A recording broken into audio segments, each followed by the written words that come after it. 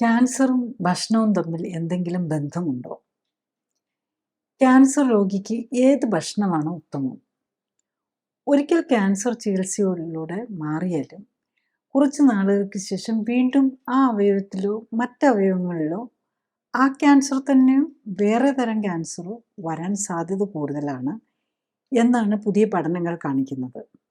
അതുപോലെ തന്നെ വ്യക്തിയുടെ, രോഗിയുടെ ഭക്ഷണക്രമവും ക്യാൻസർ സാധ്യതയും ഒരിക്കൽ വന്നാൽ വീണ്ടും വരാനുള്ള സാധ്യതയുമായി ബന്ധമുണ്ട് എന്നാണ് പഠനങ്ങൾ കാണിക്കുന്നത്.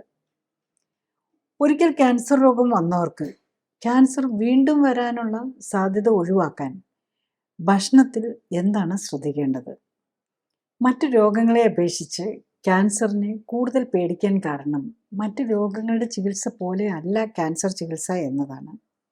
അപകട സാധ്യത കൂടുതലുള്ള ഓപ്പറേഷൻ, അതായത് രോഗം വന്ന അവയവവും അതിനോടനുബന്ധിച്ചുള്ള പ്രതിരോധ കലകളെയും ഓപ്പറേഷനിലൂടെ മാറ്റണം. അതിനുശേഷം പാർശ്വഫലങ്ങൾ കൂടുതലുള്ള കീമോതെറാപ്പി, റേഡിയേഷൻ, ചിലപ്പോൾ വളരെ ചിലവ് കൂടിയ ഇമ്മ്യൂണോതെറാപ്പി, കാർട്ടിസെൽ തെറാപ്പി തുടങ്ങിയ പലതരം ചികിത്സകൾ. ഇന്ന് ക്യാൻസർ നേരത്തെ കണ്ടെത്താനുള്ള സ്ക്രീനിംഗ് പരിശോധനകളിലൂടെ ക്യാൻസർ കണ്ടെത്താൻ കഴിയുന്നു. ഇങ്ങനെ ക്യാൻസർ സ്ക്രീനിങ്ങിനായി ചെയ്യുന്ന ദേഹപരിശോധനയിലോ സ്കാനിങ്ങിലോ രക്തപരിശോധനയിലോ അപാകതകൾ കണ്ടെത്തുമ്പോൾ രോഗലക്ഷണങ്ങളോ അസ്വസ്ഥതകളോ രോഗിക്കുണ്ടാകാറില്ല.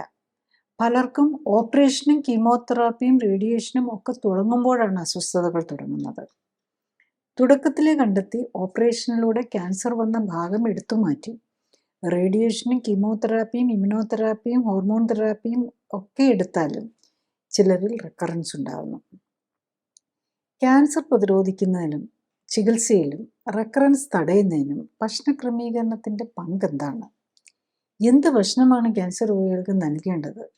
ക്യാൻസറും ഭക്ഷണവും തമ്മിൽ എന്താണ് ബന്ധം? ഭക്ഷണ ക്രമീകരണത്തിലെ ശാസ്ത്രം എന്താണ്? ക്യാൻസർ തുടക്കത്തിലേ കണ്ടുപിടിച്ച് ചികിത്സ കഴിഞ്ഞാലും വീണ്ടും വരാനുള്ള സാധ്യത കുറയ്ക്കാൻ ഭക്ഷണത്തിൽ എന്താണ് ശ്രദ്ധിക്കേണ്ടത്? ആദ്യം നമ്മൾ ഏതൊക്കെയാണ് ഏറ്റവും കൂടുതലായി കാണുന്ന ക്യാൻസർ നമുക്ക് നോക്കാം. അപ്പോൾ ആണുങ്ങളിലാണെങ്കിലും പെണ്ണുങ്ങളിലാണെങ്കിലും അതുപോലെ കുട്ടികളിലാണെങ്കിലും ഡിഫറെൻറ്റ് രീതിയിലാണ് ക്യാൻസർ കാണുന്നത്. ഏകദേശം 100-ലധികം ക്യാൻസേഴ്സ് ഇന്ന് നമുക്ക് ഐഡൻറ്റിഫൈ ചെയ്യാൻ പറ്റിയിട്ടുണ്ട്. അപ്പം നമ്മൾ ഈ ക്യാൻസർ എന്ന് പറഞ്ഞാൽ വളരെ വലിയൊരു ടോപ്പിക്കാണ്. അപ്പോൾ അത് നമ്മൾ 5 മിനിറ്റ് 10 മിനിറ്റ് കൊണ്ട് പറയാൻ പറ്റില്ല. പലരും നമ്മൾ കമൻറ്റിൽ പറയാറുണ്ട് ഷോർട്ടാക്കി ചെയ്യണമെന്ന്. അത് ഒരുപക്ഷെ പലർക്കും അത് പറ്റുമായിരിക്കാം. പക്ഷേ എൻ്റെ ഇതിനനുസരിച്ച് ഞാനീ പറയുന്ന രീതിയിൽ പറയാൻ ഷോർട്ടാക്കി ചെയ്യാൻ പറ്റില്ല. കാരണം ഞാൻ പറഞ്ഞ് മനസ്സിലാക്കാൻ നോക്കുന്നത് എന്തുകൊണ്ട് ക്യാൻസർ വരുന്നു, എന്തൊക്കെയാണ് ക്യാൻസർ. അല്ലാതെ നമുക്കിപ്പം ക്യാൻസർ ഒരു ജീവിതശൈലി രോഗമാണ്, വേണമെങ്കിൽ ഒറ്റ സെൻറ്റൻസിൽ പറയാം, ക്യാൻസർ ഒരു ജീവിതശൈലി രോഗമാണ്. അപ്പോൾ ജീവിതശൈലി ശരിയാക്കിയാൽ മതി. അപ്പോൾ ജീവിതശൈലി എന്താ ചെയ്യുന്നത്? ഫുഡ് കറക്റ്റായിട്ട് കഴിക്കുക, എക്സസൈസ് ചെയ്യുക. അങ്ങനെ പറഞ്ഞു കഴിഞ്ഞാൽ ആർക്കും ഒരു ബെനിഫിറ്റും ഉണ്ടാവില്ല എന്നറിയാം. അതുകൊണ്ടാണ് കുറച്ച് ഡീറ്റെയിൽ ആയിട്ട് പറഞ്ഞു തരാനും അതിന് ക്ഷമയും അത് മനസ്സിലാക്കി എടുക്കാനുള്ള ഇൻട്രസ്റ്റും ഉള്ളവരാണ് ഇത് കാണേണ്ടത്. പിന്നെ പലർക്കും ചിലപ്പോൾ മനസ്സിലാവുന്നുണ്ടാവില്ല. അതിപ്പം നമ്മൾ മനസ്സിലാക്കണം. ഇപ്പം എല്ലാ കുട്ടികൾക്കും റാങ്ക് മേടിക്കുന്നില്ല. 100 പിള്ളേരുണ്ടെങ്കിലല്ലേ ഒരു ഹോൾ സ്റ്റേറ്റിൽ നാഷണൽ ടെസ്റ്റിലൊക്കെ വരുമ്പോൾ ഒരാൾക്ക് റാങ്ക് കിട്ടുകയുള്ളൂ. അതിൽ കുറച്ച് പേര് സെലക്റ്റഡ് ആവുകയുള്ളൂ. അപ്പം നമ്മളുടെ കപ്പാസിറ്റി കുറവ് മനസ്സിലാക്കുക എന്നുള്ളതാണ്. മനസ്സിലാകുന്നില്ലെങ്കിൽ പിന്നെ ചിലർക്ക് അറ്റൻഷൻ ഡെഫിസിറ്റ് കാണും. ഒരു 5 മിനിറ്റ് കൂടുതൽ കോൺസെൻട്രേറ്റ് ചെയ്യാൻ പറ്റില്ല. അങ്ങനെയുള്ളവർ മനസ്സിലാക്കിയെടുക്കാൻ ശ്രമിക്കണമെന്ന് ആഗ്രഹം ഉണ്ടെന്നുണ്ടെങ്കിൽ പല പ്രാവശ്യമായിട്ട് ഒരു 10 മിനിറ്റ് ഇടവിട്ട് ബാക്കി പിന്നെ ആയിട്ട് കാണാനായിട്ട് നോക്കുക. മനസ്സിലാക്കി. അപ്പം ഇത് ബേസിക്കലി മനസ്സിലാക്കാൻ ആഗ്രഹിക്കുന്നവർക്ക് വേണ്ടിയിട്ടാണ് ഇത് ചെയ്യുന്നത്.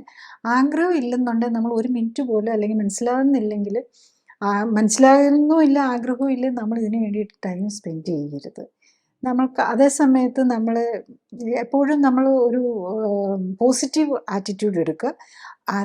കുറച്ച് പേർക്കെങ്കിലും ബെനിഫിറ്റ് ഉണ്ടാകുന്നുണ്ടല്ലോ, അപ്പോൾ അവർ ബെനിഫിറ്റ് എടുക്കട്ടെ, അല്ലാത്തവർ വേണ്ട, നമുക്ക് പറ്റുന്നില്ല എന്നുണ്ടെങ്കിൽ വേണ്ടാന്ന് വയ്ക്കുക. അപ്പോൾ നമ്മളുടെ ഇൻട്രസ്റ്റ് ഉള്ള ടോപ്പിക്ക് മാത്രം നമ്മൾ എടുക്കാനായിട്ട് പ്രത്യേകിച്ച് ശ്രദ്ധിക്കുക. കാരണം ഇതൊരു ലോങ് വീഡിയോ ആയിരിക്കും. കാരണം എനിക്ക് ഇത് 5 മിനിറ്റ്സ് കൊണ്ട് പറഞ്ഞതുകൊണ്ട് നിങ്ങൾക്ക് ആർക്കെങ്കിലും ഒരു ബെനിഫിറ്റ് കിട്ടുമെന്ന് ഞാൻ കാണുന്നില്ല. അതുകൊണ്ടാണ് നമ്മൾ ഡീറ്റെയിൽ ആയിട്ട് പറയുന്നത്. അതിൽ താല്പര്യമുള്ളവർ മാത്രം കാണുക. ഓക്കെ, നമ്മൾ ആണുങ്ങളിലെ ക്യാൻസർ എന്ന് പറഞ്ഞു കഴിയുമ്പോൾ ഏറ്റവും കൂടുതൽ കാണുന്നത് ലങ് ക്യാൻസറാണ്, പിന്നെ പ്രോസ്റ്റേറ്റ് ക്യാൻസർ, പിന്നെ കോളൻ ക്യാൻസർ, പിന്നെയാണ് സ്റ്റൊമക് ക്യാൻസർ. ഇതാണ് ഒരാണുങ്ങളിലെ പാറ്റേൺ കൂടുതൽ വരുന്നത്. പിന്നെ ലേഡീസിലാണെങ്കിൽ ഏറ്റവും കൂടുതൽ ബ്രസ്റ്റ് ക്യാൻസറാണ് വരുന്നത്, പിന്നെ colon cancer, lung cancer, uterine cancer, ഇതാണ്. പിന്നെ ചിൽഡ്രനിലാണ് ഏറ്റവും കൂടുതൽ കാണുന്നത് ബ്ലഡ് ക്യാൻസർ, ലുക്കീമിയ, പ്രത്യേകിച്ച് അക്യൂട്ട് മൈലോബ്ലാസ്റ്റിക് ലുക്കീമിയ എന്ന് പറയുന്നൊരിതാണ് കൂടുതൽ കാണുന്നത് നമ്മളുടെ ഇടയിൽ. പിന്നെ നമ്മൾ ഈ ആഫ്രിക്കൻസിൻ്റെ ഇടയിലൊക്കെ വേറെ ടൈപ്പ് ക്യാൻസറുകളും അങ്ങനെയൊക്കെ പലതുമുണ്ട്. പക്ഷെ നമ്മളുടെ ഇടയിൽ ഇവിടെ അക്യൂട്ട് ലിംഫോബ്ലാസ്റ്റിക് ലുക്കമിയാണ് കുട്ടികൾ കൂടുതൽ കാണുന്നത്. പിന്നെ ബ്രെയിൻ ട്യൂമേഴ്സാണ്. ഈ ബ്രെയിനിൻ്റെ ട്യൂമേഴ്സ് എന്ന് പറയുമ്പോഴും അതും അതിൻ്റെ ഒരു immune system, glial cell tumours അങ്ങനത്തെ ഒക്കെയാണ് കൂടുതൽ വരുന്നത്. പിന്നെ നെക്സ്റ്റ് നമ്മൾ നോക്കേണ്ടത് എന്താണ് ഈ ക്യാൻസറിൽ എന്താ സംഭവിക്കുന്നത് എന്നുള്ളതാണ്. ക്യാൻസറിൽ എന്താ സംഭവിക്കുന്നതെന്ന് ചോദിച്ചു കഴിഞ്ഞാൽ ബേസിക്കലി സെല്ലിനകത്ത് നമ്മളുടെ സെല്ലിൽ നമ്മളുടെ ഒരു ഓപ്പറേറ്റിംഗ് സിസ്റ്റം ഉണ്ട്. നമ്മളൊരു മെഷീൻ ആണെങ്കിൽ ഒരു ഓപ്പറേറ്റിംഗ് സിസ്റ്റം ഉണ്ടല്ലോ, അല്ലെ ഒരു മെഷീൻ ഓപ്പറേറ്റ് ചെയ്യാൻ നമുക്കൊരു ഓപ്പറേറ്റിംഗ് മാനുവലുണ്ട് എന്ന് പറഞ്ഞാൽ നമ്മുടെ ബോഡിയുടെ ഓപ്പറേറ്റിംഗ് മാനുവൽ എന്ന് പറയുന്നത് നമ്മളുടെ സെല്ലിലെ DNA എഴുതി വെച്ചിരിക്കുന്നതാണ്. DNA മാത്രമല്ല, അതിൻ്റെ നമ്മുടെ സെൽ ന്യൂക്ലിയസിനകത്തെ ഒരു കമ്പോണൻസ് ആണ് അതിനകത്ത് വരുന്നത്. ഇതിന് മെയിൻ DNA ആണ്. അതിൽ വരുന്ന ഡാമേജാണ് നമ്മളുടെ സെല്ലിന് ക്യാൻസറിലേക്ക് കൊണ്ടുപോകുന്നത്. അതാണ് ഇപ്പം ലേറ്റസ്റ്റ്. അതുകൊണ്ടാണ് ഇപ്പം ബയോപ്സി എടുത്തിട്ട് അതിൻ്റെ ജെനറ്റിക് സ്റ്റഡിയൊക്കെ നോക്കിയാണ് ഇപ്പം നമ്മൾ ഇത് ചെയ്യുന്നത്. അപ്പം ഈ ഡാമേജ് വരാൻ എന്താ കാര്യം? ഡാമേജ് വരണമെങ്കിൽ ഒന്നെങ്കിൽ ടോക്സിൻ വരണം, അല്ലെങ്കിൽ ന്യൂട്രീഷണൽ ഡെഫിഷ്യൻസി വരണം. യൂഷ്വലി നമുക്കറിയാം ഇപ്പം പല ക്യാൻസറിൻ്റെയും കാരണം വൈറസ്, ബാക്ടീരിയ, ഇതൊക്കെ കാരണമാണ്. ഇപ്പം നമുക്കറിയാം ഇപ്പം നമ്മൾ ഏറ്റവും കൺട്രോൾ ചെയ്യാൻ പറ്റിയത് ലേഡീസിൽ വരുന്ന സെർവൈക്കൽ ക്യാൻസർ, യൂട്രസിൻ്റെ മുഖത്ത് വരുന്ന ക്യാൻസർ. അതിനൊരു വൈറസാണ്, പാപ്പിലോമ വൈറസാണെന്ന് കണ്ടുപിടിച്ച് നമ്മളിപ്പോൾ അതിന് വാക്സിനും ഡെവലപ്പ് ചെയ്ത് ഇപ്പം ഓൾമോസ്റ്റ് വെസ്റ്റേൺ കൺട്രീസിലെല്ലാം അത് തീരെ കുറഞ്ഞു വന്നിട്ടുണ്ട്. അതിൻ്റെ വാക്സിൻ്റെ കോസ്റ്റ് ശരിക്കും പറഞ്ഞു കഴിഞ്ഞാൽ നമുക്കിവിടെ പണ്ട് ഫോറിൻ വാക്സിൻ മാത്രമേ ഉണ്ടായിരുന്നുള്ളൂ. അന്ന് ഇതിന് 2000-3000 രൂപ വരുന്നുണ്ടായിരുന്നു. അത് ഒരു മിനിമം 2 ഡോസ് അത്രയാണ് വേണ്ടിയിരുന്നത്. അപ്പോൾ അത് പലർക്കും അഫോർഡ് ചെയ്യാൻ പറ്റില്ല. പക്ഷേ ഇപ്പം ലക്കിലി നമ്മളുടെ ഇന്ത്യയിൽ തന്നെ ഡെവലപ്പ് ചെയ്തത് 250 രൂപ 300 രൂപയ്ക്ക് ഇപ്പോൾ കിട്ടുന്ന നിലയിലേക്ക് വന്നു. അപ്പം നമുക്കിനിയും ഒരുപക്ഷെ നമുക്ക് ഈ സർവൈക്കൽ ക്യാൻസർ, സ്ത്രീകൾക്ക് വരുന്ന ഗർഭാശയ മുഖത്തെ ക്യാൻസർ കംപ്ലീറ്റ് തന്നെ മാറ്റാൻ തന്നെ പറ്റുന്നതേ ഉണ്ടാവുള്ളൂ. അതുപോലെ തന്നെ ലിവർ ക്യാൻസർ, ഈവൻ ചില ബ്ലഡ് ക്യാൻസറുകൾ ഒക്കെ കാരണം വൈറസുകളാണെന്നുള്ളതാണ്. അപ്പോൾ അവിടെ വൈറസാണ് ഒരു ടോക്സിനായിട്ട് വർക്ക് ചെയ്യുന്നത്. അതുപോലെ ആൽക്കഹോൾ കൂടുതൽ ഉപയോഗിക്കുന്നവർക്ക് വരുന്ന ലിവർ ക്യാൻസറിന് കാരണം അവിടെ ആൽക്കഹോളാണ് ടോക്സിൻ. അതുപോലെ തന്നെ ലങ്സിൽ ക്യാൻസറിൻ്റെ മെയിൻ പ്രശ്നം നമുക്ക് സ്മോക്കിംഗ് ആണ്. അതുപോലെ ഈസോഫാഗിയൽ ക്യാൻസർ, സ്റ്റൊമക് ക്യാൻസറൊക്കെ പല ഈ ചൂയിങ്, മറ്റേ ടൊബാക്കോ ചൂയിങ്ങും ഒക്കെ ഇതിനകത്ത് പ്രോബ്ലം വരുത്തുന്നുണ്ട്. അപ്പം ഇതൊക്കെയാണ് അതിൻ്റെ കാരണം. അപ്പം നമ്മൾ ആദ്യം കാരണം മനസ്സിലാക്കണം. പിന്നെ ഫുഡുമായിട്ട് ഇതിനെന്താണ് ബന്ധം? നമ്മൾ ഫുഡാണല്ലോ നമ്മുടെ ഇന്നത്തെ ഡിസ്കഷൻ വരുന്ന കാര്യം. അപ്പം ഫുഡുമായിട്ട് ഇതിലെന്താ കാര്യം എന്ന് ചോദിച്ചു കഴിഞ്ഞാൽ നമ്മളുടെ ഒരു ടോക്സിൻ വന്നു, അല്ലെങ്കിൽ ഒരു വൈറസ് കയറി, അതിനെ ഒരു ടോക്സിനായിട്ട് കാണണം. അപ്പം നമ്മുടെ സെല്ലിന് ഡാമേജ് വരുവാണ് ചെയ്യുന്നത്. അപ്പോൾ പുതിയ സെല്ലിനെ നമ്മുടെ ബോഡി ഉണ്ടാക്കണം. അപ്പോൾ ഉണ്ടാക്കണമെന്നുണ്ടെങ്കിൽ എന്നാലേ അതിനകത്ത് മാറ്റം വരും. അപ്പം ഒരു സെല്ലിന് ഡാമേജ് വന്നാൽ ഇമ്മീഡിയറ്റ്ലി ഒരെണ്ണം പുതിയ അതിനെ മാറ്റി അതിനൊരു ഫ്യൂണറലൊക്കെ കൊടുത്ത് പുതിയ ഒരാളെ അവിടെ കൊണ്ട് പ്ലേസ് ചെയ്യണം. അതിനെന്താ വേണ്ടത്? നമ്മുടെ ബോഡി ഉണ്ടാക്കിയിരിക്കുന്നത് നമ്മൾ കഴിക്കുന്ന ഭക്ഷണത്തിൽ നിന്ന് എടുക്കുന്ന നമ്മുടെ ന്യൂട്രിയൻസ് വെച്ചാണ്. അപ്പം ഈ സെല്ല് ഉള്ള നമ്മുടെ സ്റ്റെം സെൽ, അതായത് മൂലകോശങ്ങൾ എന്ന് പറയും, അത് ഡിവൈഡ് ചെയ്ത് പുതിയ കോശം ഉണ്ടാക്കി അതിനെ അവിടെ പ്ലേസ് ചെയ്യണം. അതിന് വേണ്ടത് ന്യൂട്രിയൻസ് ആണ്. അത് കിട്ടാതെയും കൂടെ വരുമ്പോഴേക്കും ടോക്സിൻ വന്ന് ഡാമേജ് വന്നു. അപ്പോൾ പുതിയ സെല്ലിനെ ഉണ്ടാക്കാനുള്ള ശ്രമമാണ് നമ്മുടെ ബോഡി നടത്തിക്കൊണ്ടിരിക്കുക. അപ്പോൾ അതിന് വേണ്ട ന്യൂട്രീഷനും കൂടി ഇല്ലാതെ വരുമ്പോഴേക്കും DNA ഡാമേജ് വരും. അങ്ങനെ അതിന് നമ്മൾ മ്യൂട്ടേഷൻ എന്ന് പറയുന്നത്. ഇങ്ങനെ പല പല മ്യൂട്ടേഷൻസ് അക്യുമുലേറ്റ് ചെയ്ത് വന്നു കഴിയുമ്പോഴേക്കും സെല്ലിൻ്റെ ഡിവൈഡ് ചെയ്യാനുള്ള കൺട്രോൾ അങ്ങ് പോവുകയാണ് ചെയ്യുന്നത്. അപ്പോൾ ഈ സെല്ല് അങ്ങ് കൂടുതലായിട്ട് അങ്ങ് ഡിവൈഡ് ചെയ്യാൻ തുടങ്ങും. ക്യാൻസറിലെല്ലാം അതാണ് സംഭവിക്കുന്നത്. ഇപ്പോൾ ലിവർ സെല്ലിനാണെങ്കിൽ അതിൻ്റെ ഒരു ലൈഫ് എന്ന് പറഞ്ഞാൽ ഓൾമോസ്റ്റ് ഇയറാണ്. പക്ഷേ ലിവറിന് ആൽക്കഹോളിക് ആയിട്ടുള്ളവർക്കും അല്ലെങ്കിൽ ഈ ഹെപ്പറ്റൈറ്റിസ് സിയും ബിയും ഒക്കെ ബാധിച്ച് ക്രോണിക് ഇതുള്ളവർക്ക് ആ സെല്ലിങ്ങനെ ഫാസ്റ്ററായിട്ട് ഡിവൈഡ് ചെയ്തുകൊണ്ടിരിക്കും. എന്നാലേ പറ്റുള്ളൂ. അങ്ങനെ ഡിവൈഡ് ചെയ്ത് ഇതിൻ്റെ കൺട്രോൾ അങ്ങ് നഷ്ടപ്പെടുകയാണ് ചെയ്യുന്നത്. അങ്ങനെയാണ് എവിടെയാണേലും ക്യാൻസർ വരാനുള്ള കാരണമായിട്ട് വരുന്നത്.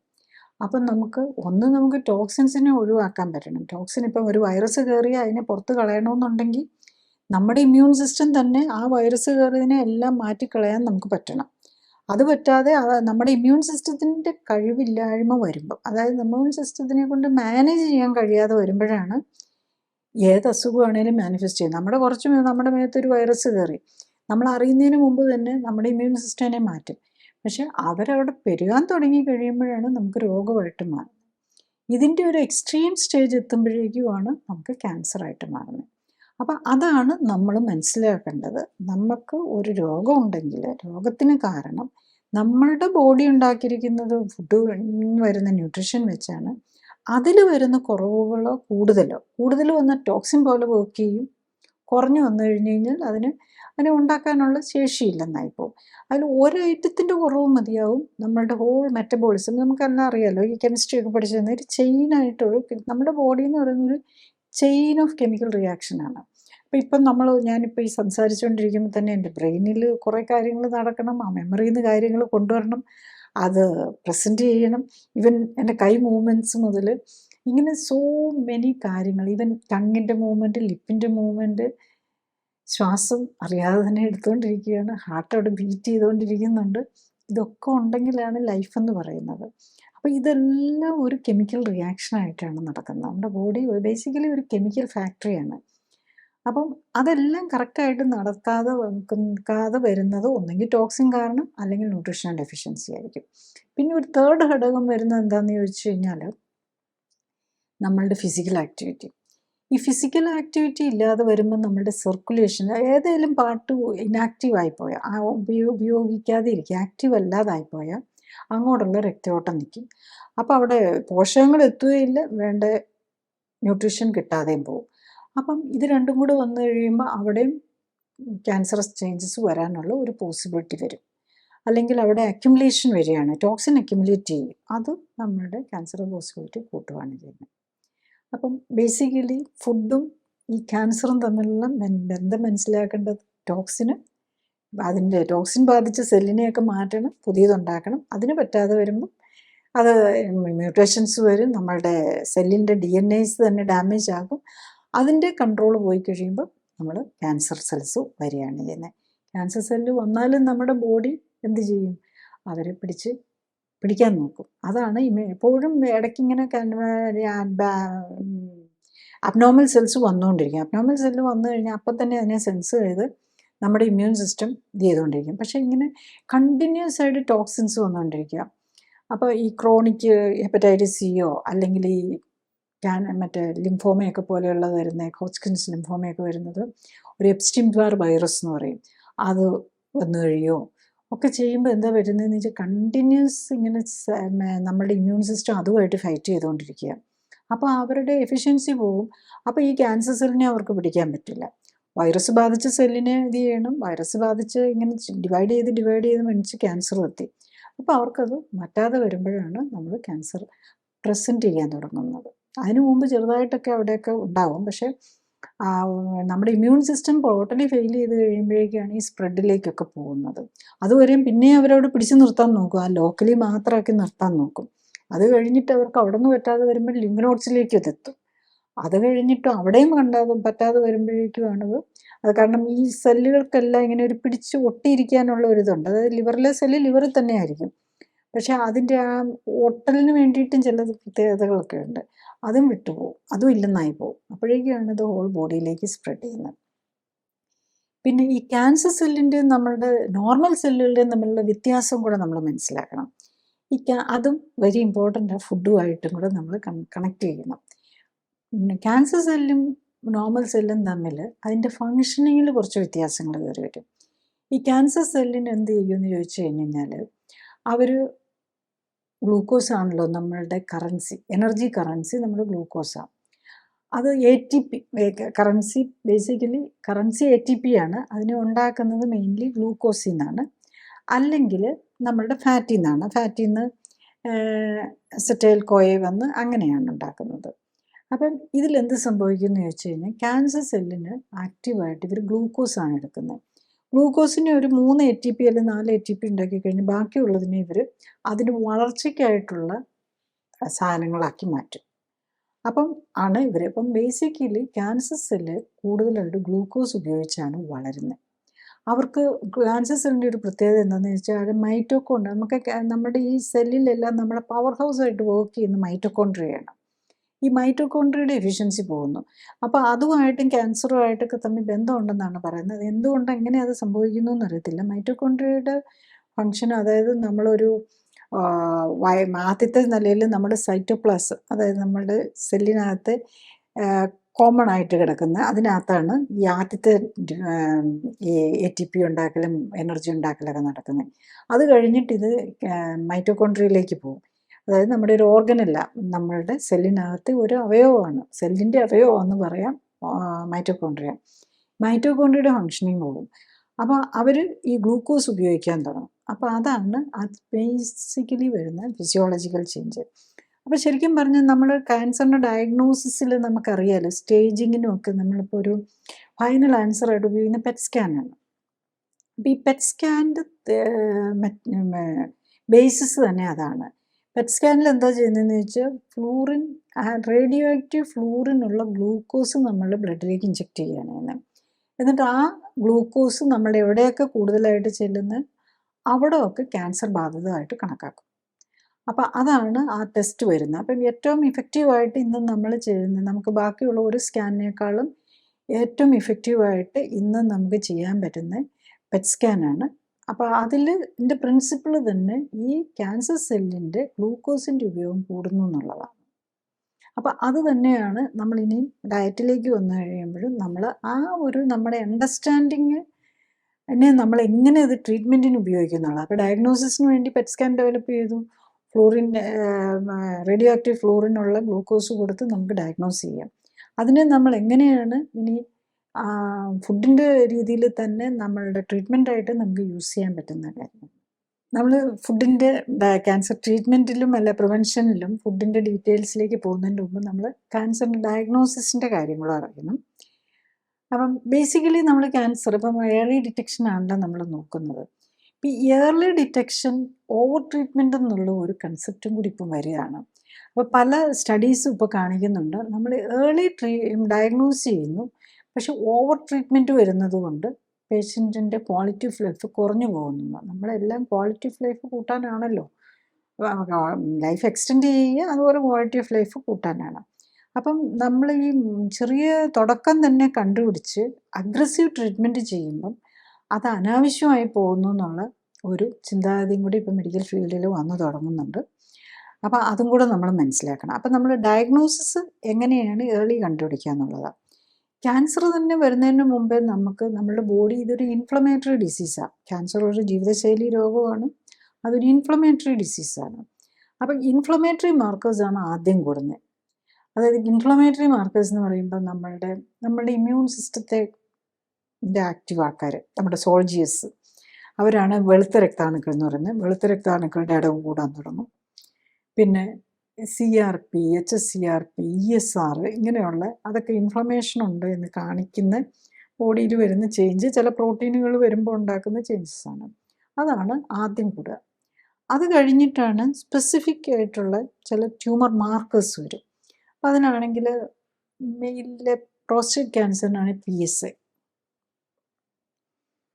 പിന്നെ ബ്രസ്റ്റ് ക്യാൻസറിന് അങ്ങനെ ഒരു സ്പെസിഫിക് ഇതില്ല. പിന്നെ ലങ് ക്യാൻസറിനാണെങ്കിലുണ്ട് സിഫ്ര 121 എന്ന് പറഞ്ഞിട്ട് 21.1. പിന്നെ ഓവറി അല്ലെ യൂട്രസ് ക്യാൻസറിന് മെയിൻ ഉള്ള ഒരു സ്പെസിഫിക് ഇതായിട്ട് വരുന്നതാണ് CA 125. പിന്നെ കോളൻ ക്യാൻസറിനാണ് CA. അങ്ങനെ ഇങ്ങനെ കുറേ അധികം ഉണ്ട്. ഞാനിപ്പോൾ ഏറ്റവും കോമൺ ആയിട്ട് യൂസ് ചെയ്യാവുന്നതും അല്ലെ മൾട്ടിപ്പിൾ ക്യാൻസറുകൾക്ക് പോസിറ്റീവ് ആകാവുന്നതുമായിട്ടുള്ള ട്യൂമർ മാർക്കേഴ്സാണ്. പിന്നെ ഇതുകൂടാതെ ഞാൻ ഇൻഫ്ലമേറ്ററി മാർക്കറിൽ ഒരു കാര്യം ഞാൻ വിട്ടുപോയി. ഇൻഫ്ലമേറ്ററി മാർക്കറിൻ്റെ കൂടെ ചില ഓട്ടോ ഇമ്മ്യൂൺ ഫാക്ടേഴ്സ് ഉണ്ട്. അതായത് പലപ്പോഴും ഈ ഓട്ടോ ഇമ്മ്യൂൺ ഡിസീസുള്ള ഈ തൈറോയ്ഡ്, ഹാഷിമോട്ടോ തൈറോയിഡൈറ്റിസ് ഒക്കെ ഉള്ളവർക്ക് ക്യാൻസർ സാധ്യത കൂടുതലാണ്. അതുപോലെ ആർത്രൈറ്റിസ്. അപ്പോൾ അങ്ങനെയുള്ളവർക്കും ചില ഓട്ടോ ഇമ്മ്യൂൺ പാരാമീറ്റേഴ്സ് ലൈക്ക് മാർക്കേഴ്സിലേക്ക് TPO ഏറ്റവും കൂടുതലായിട്ട് കാണുന്ന അതാണ്. TPO കൂടുതലുള്ളവർക്ക് ചിലപ്പം തൈറോയിഡിൻ്റെ പ്രോബ്ലം ഒന്നുമില്ല, തൈറോയിഡിൻ്റെ മാർക്കറാണ്, ഹാഷിമോട്ടോ തൈറോയിഡൈറ്റിസിൻ്റെ മാർക്കറാണെങ്കിലും അത് മറ്റ് തൈറോയ്ഡ് ഫംഗ്ഷൻ നോർമലായിട്ടുള്ളവർക്കും അത് കൂടുതലായിട്ട് കാണിക്കുന്നു. അപ്പോൾ അതും ക്യാൻസറും തമ്മിൽ, അതായത് inflammatory or auto immune markers also cancer possibility കൂട്ടും. അപ്പോൾ നമ്മൾ ക്യാൻസർ വന്നിട്ട് അതിൻ്റെ ബയോപ്സി എടുത്തിട്ട് പ്രൂവ് ചെയ്തിട്ട് ട്രീറ്റ്മെൻറ്റ് ചെയ്യാനിരിക്കേണ്ട ആവശ്യമില്ല. അതിന് മുമ്പ് തന്നെ ട്രീറ്റ്മെൻറ്റ്, അഗ്രസീവ് ട്രീറ്റ്മെൻറ്റ്, കീമോതെറാപ്പി, റേഡിയേഷനോ ഒക്കെ പോകണമെന്നുണ്ടെങ്കിൽ ഡെഫിനറ്റ്ലി, കാരണം അതൊക്കെ അത്ര ഡിസ്ട്രക്റ്റീവാണ്. അതുകൊണ്ട് നമ്മൾ ബയോപ്സി ഒക്കെ പ്രൂവ് ചെയ്യണം. പക്ഷെ നമ്മൾ ഇൻഫ്ലമേറ്ററി മാർക്കർ കൂടുമ്പം, ESR കൂടുമ്പം, അല്ലെങ്കിൽ ട്യൂമർ മാർക്കർ PSA കൂടുമ്പം, അല്ലെങ്കിൽ എന്തെങ്കിലും ലിവറിൽ ഫാറ്റി ലിവർ കാണുമ്പോൾ, പിന്നെ ഉള്ളത് നമ്മൾ അൾട്രാസൗണ്ട് സ്കാനാണ്. അപ്പോൾ വയറിൻ്റെ പാർട്ടാണ്, അവിടെയാണല്ലോ ബോണി കവറില്ലാതെ ഇരിക്കുന്ന വയറാണോ, വയറ്, പെൽവിസ്, അതായത് സംബന്ധിച്ച പല കാര്യങ്ങളും, ലിവറിൻ്റെ ക്യാൻസർ, സ്റ്റൊമക്കിൻ്റെ, ഇൻറ്റസ്റ്റൈൻ്റെ, ഇതിനൊക്കെ നമുക്ക് ഒരു പരിധി വരെ അൾട്രാസൗണ്ട് സ്കാൻ ഉപയോഗിക്കാൻ ബെനിഫിഷ്യലാണ്, പ്രോസ്റ്റേറ്റിൻ്റെ ഒക്കെ. നെക്സ്റ്റ് ആണ് ഡയഗ്നോസ്റ്റിക് ആയിട്ട് നമുക്ക് പെറ്റ് സ്കാൻ. ഞാൻ നേരത്തെ പറഞ്ഞാൽ ഗ്ലൂക്കോസ്, റേഡിയോ അതായിട്ടുള്ള ഗ്ലൂക്കോസ് ഉണ്ട്, പിന്നെ വേറെ പെറ്റ്സ് മറ്റേ PSA ലേബിൾഡ് ഉണ്ട്. അങ്ങനെ പലതരം പുതിയ പുതിയ ലേബലിംഗ് വെച്ചിട്ടുള്ള പെറ്റ് സ്കാനുകൾ ഇപ്പോൾ വരുന്നുണ്ട്. പിന്നെ ഉള്ളതാണ് ബയോപ്സി. ബയോപ്സി നമുക്കെല്ലാം അറിയാം, അതിൽ മുഴയുണ്ട്, നമ്മൾ സ്കാൻ ഡയറക്റ്റഡ് ആയിട്ടും അല്ലാതെയും ഒക്കെ നമുക്ക് ബയോപ്സി ചെയ്ത് അത് നേരെ ടിഷ്യൂ എടുത്ത് അതിൽ തന്നെ നമ്മൾ മ്യൂട്ടേഷൻസ് വന്നിട്ടുണ്ടോ, അല്ലെങ്കിൽ റിസപ്റ്റർ പോസിബിലിറ്റി, പ്രത്യേകിച്ച് ബ്രസ്റ്റ് ക്യാൻസറിൻ്റെ അങ്ങനെ HER2 എന്നും പറഞ്ഞൊരു റിസപ്റ്റർ നോക്കും. അത് HER2 എന്ന് പറഞ്ഞു കഴിഞ്ഞാൽ ശരിക്കും പറഞ്ഞു കഴിഞ്ഞാൽ അത് ഹ്യൂമൻ ഈ നമ്മുടെ ബ്ലഡ് വെസൽസിനെ ഗ്രോ ചെയ്യുന്ന പ്രൊമോട്ട് ചെയ്യും. ഒരു ചില എപ്പിഡെർമൽ ഫാക്ടർ എന്ന് പറയും.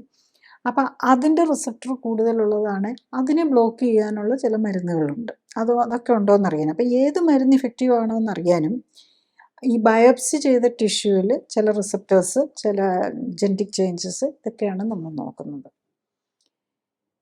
നെക്സ്റ്റ് നമ്മളുടെ മനസ്സിലാക്കേണ്ടത് ഇത് ആർക്കാണ് ഈ ക്യാൻസർ വരാനുള്ള പോസിബിലിറ്റി കൂടുതലെന്നുള്ളതാണ്. ഞാൻ നേരത്തെ പറഞ്ഞതുപോലെ സ്മോക്കേഴ്സ്, ആൽക്കഹോളിക്ക്, അങ്ങനെയുള്ളവർക്ക് വരും. പിന്നെ ഉള്ളത് ഒബേസിറ്റിയാണ്. ഒബേസിറ്റി ഉള്ളവർക്ക് ക്യാൻസർ വരാനുള്ള സാധ്യത കൂടുതലാണ്. പിന്നെ ഡയബറ്റിക് ആയിട്ടുള്ളവർക്ക് ക്യാൻസറിന് സാധ്യത കൂടും. പിന്നെ ഏത് ഓട്ടോഇമ്യൂൺ ഡിസീസ് ആണെങ്കിലും ക്യാൻസർ സാധ്യത കൂടും. ഈവൻ അലർജി, ആസ്മ പോലെ അലർജിക് ഡിസോർഡേഴ്സ് ഉള്ളവർക്കും ക്യാൻസർ പോസിബിലിറ്റി കൂടും. അപ്പം നമുക്ക് ബേസിക്കലി നമ്മൾ ക്യാൻസർ പ്രിവെൻറ്റ് ചെയ്യാനായിട്ട് നമ്മൾ നോക്കേണ്ടത്, ശരിക്കും ക്യാൻസർ വരാനായിട്ട് മാത്രം നോക്കണ്ട, ക്യാൻസറിന് സ്പെസിഫിക് ആയിട്ട് ഒന്നും നോക്കേണ്ട കാര്യമില്ല. ഇപ്പം ലേറ്റസ്റ്റ് ആയിട്ട് ഒരു ഹോൾ ബോഡി MRI പോലെയുള്ളൊരു സ്കാൻ ഡെവലപ്പ് ചെയ്തിട്ടുണ്ട്. നമുക്ക് പക്ഷേ ഇങ്ങോട്ട് എത്തിയിട്ടില്ല. പക്ഷേ അതൊക്കെ വെച്ച് നമ്മൾ നേരത്തെ കണ്ടുപിടിച്ചു കഴിഞ്ഞാൽ നമുക്ക് അഗ്രസീവായിട്ടുള്ള ട്രീറ്റ്മെൻറ്റിലേക്ക് പോകണം. എപ്പോഴും ഏർലി ആയിട്ട് കണ്ടുപിടിക്കുന്നത് നല്ലതാണ്. ഈവൻ ഒബേസിറ്റി കണ്ടുപിടിച്ചാൽ തന്നെ, ഒബേസിറ്റി കൊടുവയറുണ്ടെങ്കിൽ തന്നെ നമ്മൾ മനസ്സിലാക്കണം നമ്മുടെ ക്യാൻസർ പോസിബിലിറ്റി കൂടുതലാണ്. ബോഡി കോമ്പോസിഷൻ നോക്കണം. ബോഡി കോമ്പോസിഷനിൽ നമ്മൾ lean mass fat mass ratio, അതായത് മസിലും മറ്റ് കൊഴുപ്പല്ലാത്തതും കൊഴുപ്പിതരമായിട്ടുള്ളത് ഒരു 1:5 നിൽക്കണം. അതുപോലെ നമ്മുടെ ബോഡിയിൽ, നമ്മുടെ ഭക്ഷണത്തിൽ, നമ്മുടെ ബോഡിയിൽ നമുക്ക് omega-3-6 ബാലൻസോ സോഡിയം പൊട്ടാസ്യം ബാലൻസോ ഒന്നും കൺട്രോൾ ചെയ്യണമെന്നുണ്ടെങ്കിൽ നമ്മൾ ഭക്ഷണത്തിനകത്ത് കൺട്രോൾ ചെയ്താൽ മതി. ബോഡിയിൽ കൺട്രോൾ ആക്കണമെങ്കിൽ ഭക്ഷണത്തിൽ കൺട്രോൾ ചെയ്യണം. നമ്മുടെ ബോഡി ഉണ്ടാക്കിയിരിക്കുന്നത് ഭക്ഷണം കൊണ്ടാണ്.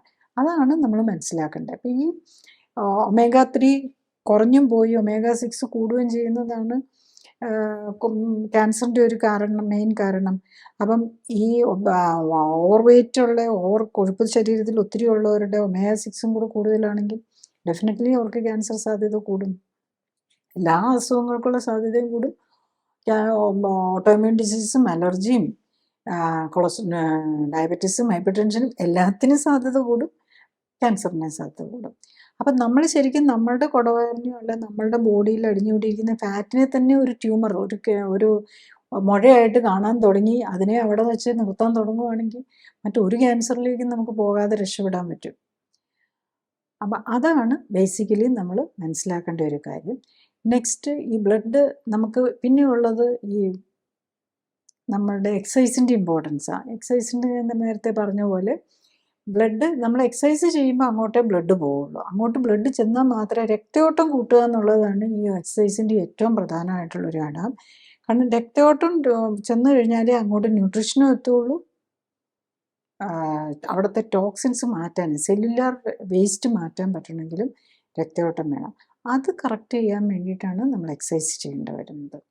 അപ്പം ബേസിക്കലി നമ്മളെപ്പോഴും ഫേസ് ചെയ്യുന്ന ഒരു ഏറ്റവും വലിയൊരു പ്രോബ്ലം ഈ ഒബേസിറ്റിയും അല്ലെങ്കിൽ ഡയബറ്റീസും എല്ലാവരും ഉള്ളവർക്ക് നമ്മൾ വെയിറ്റ് കുറയ്ക്കുക എന്ന് പറയുമ്പം പലപ്പോഴും രോഗിക്ക് ഇൻട്രസ്റ്റ് ആയിരിക്കും, പക്ഷെ നാട്ടുകാരും വീട്ടുകാരും സമ്മതിക്കില്ല.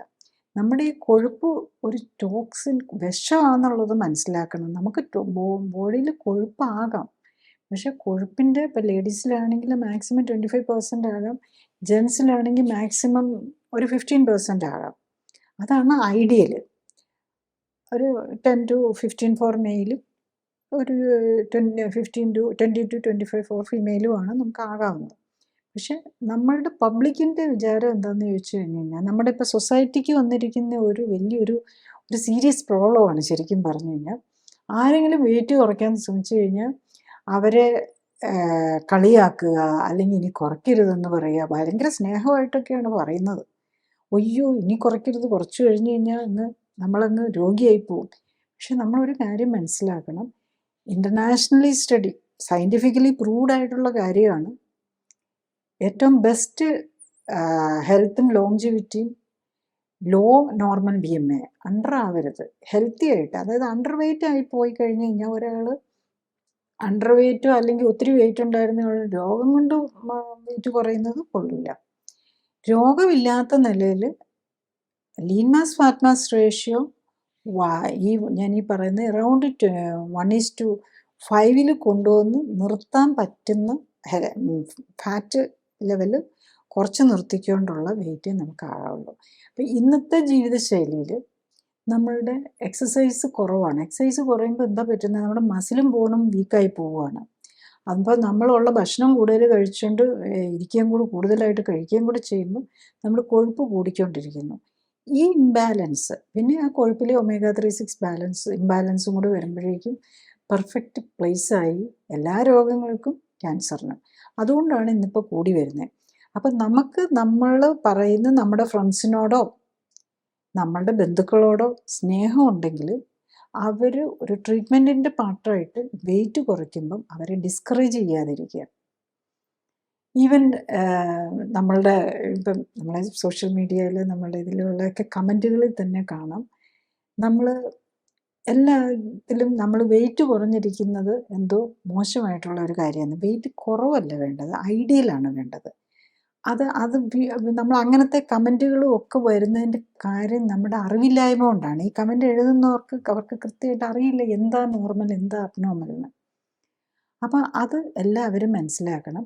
BMI ലോ നോർമൽ, അതായത് ഇന്ത്യക്കാരനെ സംബന്ധിച്ചിടത്തോളം ഏറ്റവും ലോ എന്ന് പറയുന്നത് 18 ആണ്. അതായത് അഡൾട്ടിൻ്റെ കാര്യത്തിൽ. കുട്ടികളിലാണെങ്കിൽ 14 to 18 ആണ്. അതായത് അവരുടെ ബോഡിയുടെ ഡെവലപ്മെൻറ്റും മസ്കുലർ ഡെവലപ്മെൻറ്റും കൂടി അനുസരിച്ചിരിക്കും. കുറച്ച് ഫിസിക്കൽ ആക്ടിവിറ്റി ആഗ്രഹിക്കുന്ന ഒരാൾ, ഏറ്റവും കുറച്ചാണ് നമുക്ക് പറ്റൂലല്ലോ. നമ്മളിപ്പോൾ ഒരു വീട്ടമ്മയ്ക്ക് അല്ലെങ്കിൽ ഒരു കമ്പ്യൂട്ടർ ടെക്കി അല്ലേ, നമ്മളിപ്പോഴും പറയുന്ന ടെക്കി, കമ്പ്യൂട്ടർ ഓപ്പറേഷൻ മാത്രമുള്ള ഒരാൾക്ക് ഒത്തിരിയൊന്നും എക്സസൈസ് ചെയ്യാനൊന്നും നേരം കിട്ടിയില്ല. ആകെ നമ്മൾ കൈ വെച്ചിട്ട് എന്തെങ്കിലും ഇച്ചിരി ചെയ്യുന്നതേ ഉണ്ടാവുള്ളൂ. നമ്മൾ പഴയ പോലെ അരയ്ക്കുകയോ ഇടിക്കുകയോ ഒന്നും ചെയ്യുന്നില്ല. വീട്ടിലുള്ള ആളാണ്, ഫുൾ ടൈം വർക്കായിരിക്കും, പക്ഷെ ആകെ ഇച്ചിരി നമ്മുടെ എനർജി യൂസേജ് വരുന്നില്ല. അങ്ങനെ ഉള്ളപ്പോൾ നമുക്ക് ആരോഗ്യമായിട്ടിരിക്കണമെങ്കിൽ നമ്മൾ ഒരു 18 to 23 മാക്സിമം, അത് കൂടുതൽ ഒരു 1 hour ജിമ്മിൽ നന്നായിട്ട് വർക്കൗട്ടൊക്കെ ചെയ്യാൻ പറ്റുന്നവർക്ക് മസിൽ മെയിൻറ്റെയിൻ ചെയ്യാൻ പറ്റുമ്പം മാത്രമേ നമ്മൾ വെയിറ്റ് കൂടാൻ പാടുള്ളൂ. നമ്മൾ കൂടുതൽ കൊഴുപ്പ് വരുന്നതനുസരിച്ച് അതൊരു ഭാരമാണ്. നമ്മളുടെ മുട്ടിന് തേയ്മാനം മുതൽ ക്യാൻസർ മുതൽ എല്ലാത്തിലേക്കും പോകാം. അത് കുറയ്ക്കാൻ ശ്രമിക്കുന്നവരെ അഭിനന്ദിക്കുക, കളിയാക്കാതിരിക്കുക. അവരെ ഹേർട്ട് ചെയ്യാതിരിക്കുക. പലരും ഹേർട്ടായി, അത് ഞാൻ ഈ പറയാൻ കാരണം നമ്മൾ ഈ ക്ലിനിക്കലി ഞാൻ ചെയ്യുന്ന ക്ലിനിക്കലി സപ്പോർട്ടഡ് ലൈഫ് സ്റ്റൈൽ കറക്ഷനാണ്. അതിൻ്റെ ഏറ്റവും എസെൻഷ്യൽ പാർട്ടാണ് നമ്മുടെ ബോഡിയിലുള്ള എക്സസ് ടോക്സിൻ, നമ്മളുടെ എക്സസ് ഫാറ്റ് കളയുക എന്നുള്ളത്. അപ്പം പലരും പല കമൻറ്റുകൾ, മറ്റുള്ളവരുടെ കമൻറ്റ് കാരണം ഹേർട്ടായിപ്പോയി ഈവൻ ചികിത്സ തന്നെ നിർത്തുന്നത്. അത് ചത്താലും എഴുപ്പില്ല, എന്നെക്കൊണ്ട് ഈ കമൻറ്റ് കേൾക്കാൻ വയ്യ എന്നുള്ളൊരവസ്ഥയിലേക്ക് എത്തുന്ന, അത് ഞാൻ രോഗം പിടിച്ച് എങ്ങനെയാണെങ്കിലും ആയിക്കോട്ടെ, തീർന്നു പോയാലും കുഴപ്പമില്ല, എനിക്ക് ഈ അപമാനം സഹിക്കാൻ മേല. അതായത് എന്തിനാണ് വെയിറ്റ് കുറച്ച് നോർമലാകാൻ ശ്രമിക്കുന്നതിനാണ്. അപ്പം ഈ ചിന്താഗതി നമ്മളുടെ സൊസൈറ്റി തന്നെ ഒന്ന് മാറ്റണം. ആ മാറ്റിക്കഴിഞ്ഞ് കഴിഞ്ഞാൽ നമുക്ക് ഇന്ന് ഈ പറയുന്ന പോലെ ഈ കീമോതെറാപ്പിയൊക്കെ എടുത്ത് മുടിയും കൊഴിഞ്ഞും ഈ സഫർ ചെയ്യേണ്ട ഒരു നിലയിലേക്ക് നമ്മൾ പോകേണ്ട വരില്ല എന്നുള്ളത് മനസ്സിലാക്കുക.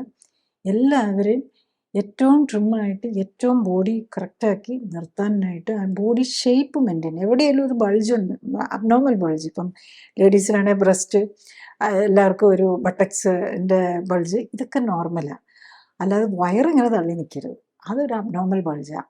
അതൊന്ന് മനസ്സിലാക്കുക, അതിനെ ഒരു മുഴയായിട്ട് കാണുക, അത് കുറയ്ക്കാൻ ശ്രമിക്കുന്നവരെ എൻകറേജ് ചെയ്യുക. ഇതൊക്കെ ചെയ്ത് നമ്മുടെ സൊസൈറ്റി തന്നെ ഒന്ന് ചേഞ്ച് ചെയ്താലേ നമ്മളുടെ ക്യാൻസർ എന്നുള്ളത് കുറയ്ക്കാൻ പറ്റുള്ളൂ. അല്ലാതെ നമ്മൾ ഏർലി ഡിറ്റക്ഷൻ ചെയ്ത് എന്തെങ്കിലും കണ്ടുപിടിച്ച് അപ്പം തന്നെ അതിനെ എടുത്ത് കളയുക എന്ന് വെച്ച് കഴിഞ്ഞാൽ നമ്മുടെ അവയവങ്ങൾ ഓരോന്നായിട്ട് നഷ്ടപ്പെട്ടുകൊണ്ടിരിക്കും. നമ്മളുടെ ബോഡി ദൈവം ഡിസൈൻ ചെയ്തിരിക്കുന്ന, അവർ ക്രിയേറ്റർ, നമ്മൾ ഏത് പേര് പറഞ്ഞ് വിളിച്ചാലും ഡിസൈൻ ചെയ്തിരിക്കുന്ന ഓരോന്നിനും ഫങ്ഷനുണ്ട്, പ്രോപ്പർ ഫങ്ഷനുണ്ട്. പിന്നെ ഏതെങ്കിലുമൊക്കെ ഇല്ലെങ്കിലുമൊക്കെ എങ്ങനെയെങ്കിലുമൊക്കെ അത് മേക്കപ്പ് ചെയ്യാനായിട്ട് നമുക്ക് ശ്രമിക്കാൻ പറ്റും, അതിനുള്ള ഒരു ഇത് കൊടുത്തിട്ടുണ്ട്. അപ്പോൾ അതിന് നമ്മുടെ ബോഡി ഇൻടാക്റ്റായിട്ട് നിലനിർത്താനാണ് നമ്മൾ നോക്കേണ്ടത്. അപ്പോൾ അവിടെയാണ് നമ്മൾ ക്യാൻസർ ട്രീറ്റ്മെൻറ്റിനെ കുറിച്ചും കൂടെ മനസ്സിലാക്കണം. നമ്മൾ ഫുഡിൻ്റെ കൂടുതൽ ആസ്പെക്റ്റിലേക്ക് പോകുന്നതിന് മുമ്പ് നമ്മൾ ക്യാൻസർ ട്രീറ്റ്മെൻറ്റിൽ എന്താ ചെയ്യുന്നതെന്ന് മനസ്സിലാക്കണം. നെക്സ്റ്റ് നമ്മൾ ക്യാൻസർ ട്രീറ്റ്മെൻറ്റ് എടുത്തു കഴിഞ്ഞ് കഴിഞ്ഞാൽ, ക്യാൻസർ കണ്ടുപിടിച്ച് കഴിഞ്ഞ് കഴിഞ്ഞാൽ ഉടനെ ആ പാർട്ട് എടുത്ത് കളയുക, അതിനോട് ചുറ്റുമുള്ള ഭാഗങ്ങളും കൂടെ കളയുക. അതുകൂടാതെ അതിനോട് അനുബന്ധിച്ചുള്ള ലിംഫ് നോഡ്, അതാണ് നമ്മുടെ ഇമ്മ്യൂൺ സിസ്റ്റം, നമ്മുടെ പ്രതിരോധ സംവിധാനത്തിൻ്റെ ഓരോ പാർട്ടിൻ്റെയും പ്രതിരോധം നോക്കേണ്ട ഒരു ഗ്രൂപ്പാണ്. അപ്പം അങ്ങനെയുള്ള ആ ലിംഫ് നോഡ്സിനെയും കൂടി എടുത്ത് കളയുകയാണ് ചെയ്യുന്നത്. അപ്പോൾ ആ കാര്യമാണ് നമ്മൾ മനസ്സിലാക്കേണ്ടത്. അപ്പോൾ അതുകൂടാതെ ആ ഇമ്മ്യൂൺ സിസ്റ്റത്തിൻ്റെ ആരെങ്കിലും അവിടെ ഉണ്ടെങ്കിൽ അതിനെ കളയാനായിട്ട് റേഡിയേഷൻ എടുക്കും ആ ലോക്കലൈസ്ഡ് പാർട്ടിൽ. ഇപ്പോൾ ഏറ്റവും നമുക്ക് സിമ്പിളായിട്ട് പറയുന്നത് ബ്രസ്റ്റ് ക്യാൻസറിൻ്റെ കാര്യത്തിലാണല്ലോ. ബ്രസ്റ്റ് ക്യാൻസറിനൊരു സംശയം തന്നെ വന്നു കഴിഞ്ഞ് കഴിഞ്ഞാൽ ആ ട്യൂമർ എടുക്കും, അത് നമുക്ക് മനസ്സിലാക്കാം, അതുകൊണ്ട് വലിയ ഹേർട്ടിങ് വരുന്നില്ല. പിന്നെ ക്യാൻസർ ആണെന്ന് സംശയം ഉണ്ടെങ്കിൽ ചുറ്റുമുള്ളതും കൂടെ അല്ല, നമ്മളെ ബ്രസ്റ്റിനെ കംപ്ലീറ്റ് ആയിട്ട് എടുത്ത് കളയുകയാണ്, ഓർ പാർഷ്യലായിട്ട് ഓർ വട്ടവർ വേയിൽ അതിനെ എടുത്ത് കളയാൻ നോക്കും. പിന്നെ അതിൻ്റെ ഇമ്മ്യൂൺ സെൽസാണ്, നമ്മുടെ ലിംഫ് നോഡ്സാണ്, അതിനെയും കൂടി എടുക്കും. അപ്പോൾ അതിനാണ് ഈ കക്ഷത്തിലെ ലിംഫ് നോഡ്സ് ഉണ്ടല്ലോ, ലിംഫാറ്റിക് ഡ്രൈനേജ്, അതാണ് നമ്മുടെ കയ്യെന്നുള്ള ലിംഫാറ്റിക് സിസ്റ്റം പോലും അങ്ങോട്ടാണ് ഡ്രെയിൻ ചെയ്യുന്നത്. അപ്പം അതുപോലെ നമ്മുടെ ചെസ്റ്റ് വോളോ ഒക്കെ ഉണ്ട്. അപ്പോൾ അതെല്ലാം കൂടെ എടുത്ത് കളഞ്ഞു കഴിയുന്നതുകൊണ്ടാണ് നമ്മൾ കൈക്ക് നീരും, കൈയുടെ ശേഷി തന്നെ കുറയും. പിന്നെ അവിടുത്തെ മസിലും കുറച്ച് കട്ടിങ്ങും, പഴയ കാലത്ത് കുറേ റാഡിക്കൽ മാസ്റ്റക്ടമിയൊക്കെ കഴിയുമ്പോഴേക്കും ആ മസിലിനും ഒക്കെ കുറേ ഡാമേജ് വരും. അപ്പോൾ ഇതെല്ലാമാണ് വരുന്നത്. പണ്ട് എന്തൊക്കെ ഉണ്ടായിരുന്നുള്ളൂ, സ്റ്റേജിങ് എവിടെ വരെ എത്തി എന്നൊക്കെ അറിയാം. ഇന്നിപ്പം നമുക്ക് സിമ്പിളായിട്ട് പിന്നെ ക്യാൻസർ റിയലി സസ്പെക്റ്റ് ചെയ്യുന്നുണ്ടോ, മാമോഗ്രാഫി വഴിയോ അൾട്രാസൗണ്ട് വെച്ചോ, അല്ലെങ്കിൽ ഒരു മുഴയായിട്ട് കണ്ടു, മുഴ കണ്ടാൽ നേരെ പോയി ഒരു പെറ്റ് സ്കാൻ എടുക്കേണ്ട കാര്യമില്ല. പക്ഷെ ഒരു മാമോഗ്രാഫിയിലോ അല്ലെ ബയോപ്സിയിലോ ഒരു ഡൗട്ട് വന്നു കഴിഞ്ഞാൽ നമ്മൾ സർജറിക്ക് മുമ്പ് തന്നെ ചെയ്യേണ്ട ഒരു കാര്യമാണ് ഒരു പെറ്റ് സ്കാൻ എടുക്കുക. പെറ്റ് സ്കാൻ വെരി ക്ലിയർ ആണ്. ഇപ്പോൾ പലപ്പോഴും ഞാനിത് പറയാൻ കാരണം എന്താണെന്ന് വെച്ചാൽ രോഗികളും കൂടി ഇങ്ങനത്തെ കാര്യങ്ങൾ മനസ്സിലാക്കണം. കാരണം പലപ്പോഴും ഓപ്പറേഷനും എല്ലാം കഴിഞ്ഞിട്ടാണ്, ആദ്യം ഒരു MRI CT സ്കാനും ഒക്കെ എടുത്ത് ഓപ്പറേഷനും റാഡിക്കൽ മാസ്റ്റക്ടമി എല്ലാം കഴിഞ്ഞിട്ടാണ് പിന്നെയാണ് പെറ്റ് സ്കാനിൽ പോകുന്നത്. ആക്ച്വലി നമുക്ക് പെറ്റ് സ്കാൻ തന്നെ ആദ്യം എടുക്കാം, അപ്പം തന്നെ എത്ര വലിപ്പമുണ്ട് എന്നെല്ലാം ക്ലിയറായിട്ട് ഡോക്ടർക്ക് മാത്രമല്ല ആ ഫിലിം കണ്ടു കഴിഞ്ഞ് കഴിഞ്ഞാൽ രോഗിക്ക് മനസ്സിലാക്കാൻ പറ്റുന്നേ ഉള്ളൂ. ഒരു ചെറിയൊരു അണ്ടർസ്റ്റാൻഡിങ് ഡോക്ടർ പറഞ്ഞും കൂടെ കൊടുത്തു കഴിയുമ്പോൾ നമുക്ക് തന്നെ കാണാം എത്ര വലിപ്പമുണ്ട്, എത്ര ലിംഫ് നോഡ്സ് അവിടെ എഫക്റ്റഡ് ആണ്, ഇതൊക്കെ അറിയാൻ പറ്റുന്നേ ഉള്ളൂ. പക്ഷെ ഓപ്പറേഷനും ബയോപ്സിയും ഇതെല്ലാം കഴിഞ്ഞിട്ട് ചെയ്യുമ്പോൾ എന്താണെന്ന് വെച്ചാൽ അവിടെ ഒരു നീർക്കെട്ട് വരും. ഈ നീർക്കെട്ടിനും നീർക്കെട്ടിലേക്കാണെങ്കിലും കൂടുതൽ ഗ്ലൂക്കോസ് പോകും. ഞാൻ നേരത്തെ പറഞ്ഞല്ലോ, പെറ്റ് സ്കാനിൽ ഗ്ലൂക്കോസാണ് ഇത് വരുന്നത്. അങ്ങോട്ടും ഈ ഗ്ലൂക്കോസ് അപ്റ്റേക്ക് കൂടുതലായിരിക്കും. അപ്പോൾ നമുക്ക് എക്സാക്റ്റ് സംഭവം എന്താണെന്നുള്ളത് അറിയാൻ പറ്റില്ല.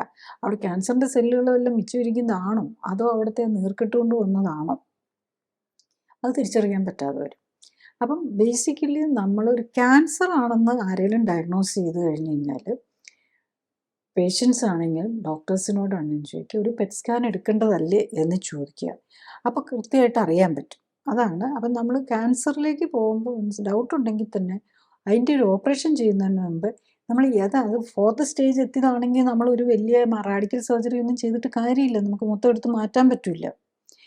ലങ്സിലോ ലിവറിലോ എന്തെങ്കിലും കൂടെ സെക്കൻഡറീസ് വന്ന് പെട്ടിട്ടുണ്ടെങ്കിൽ നമുക്കതുകൊണ്ട് കാര്യമില്ല.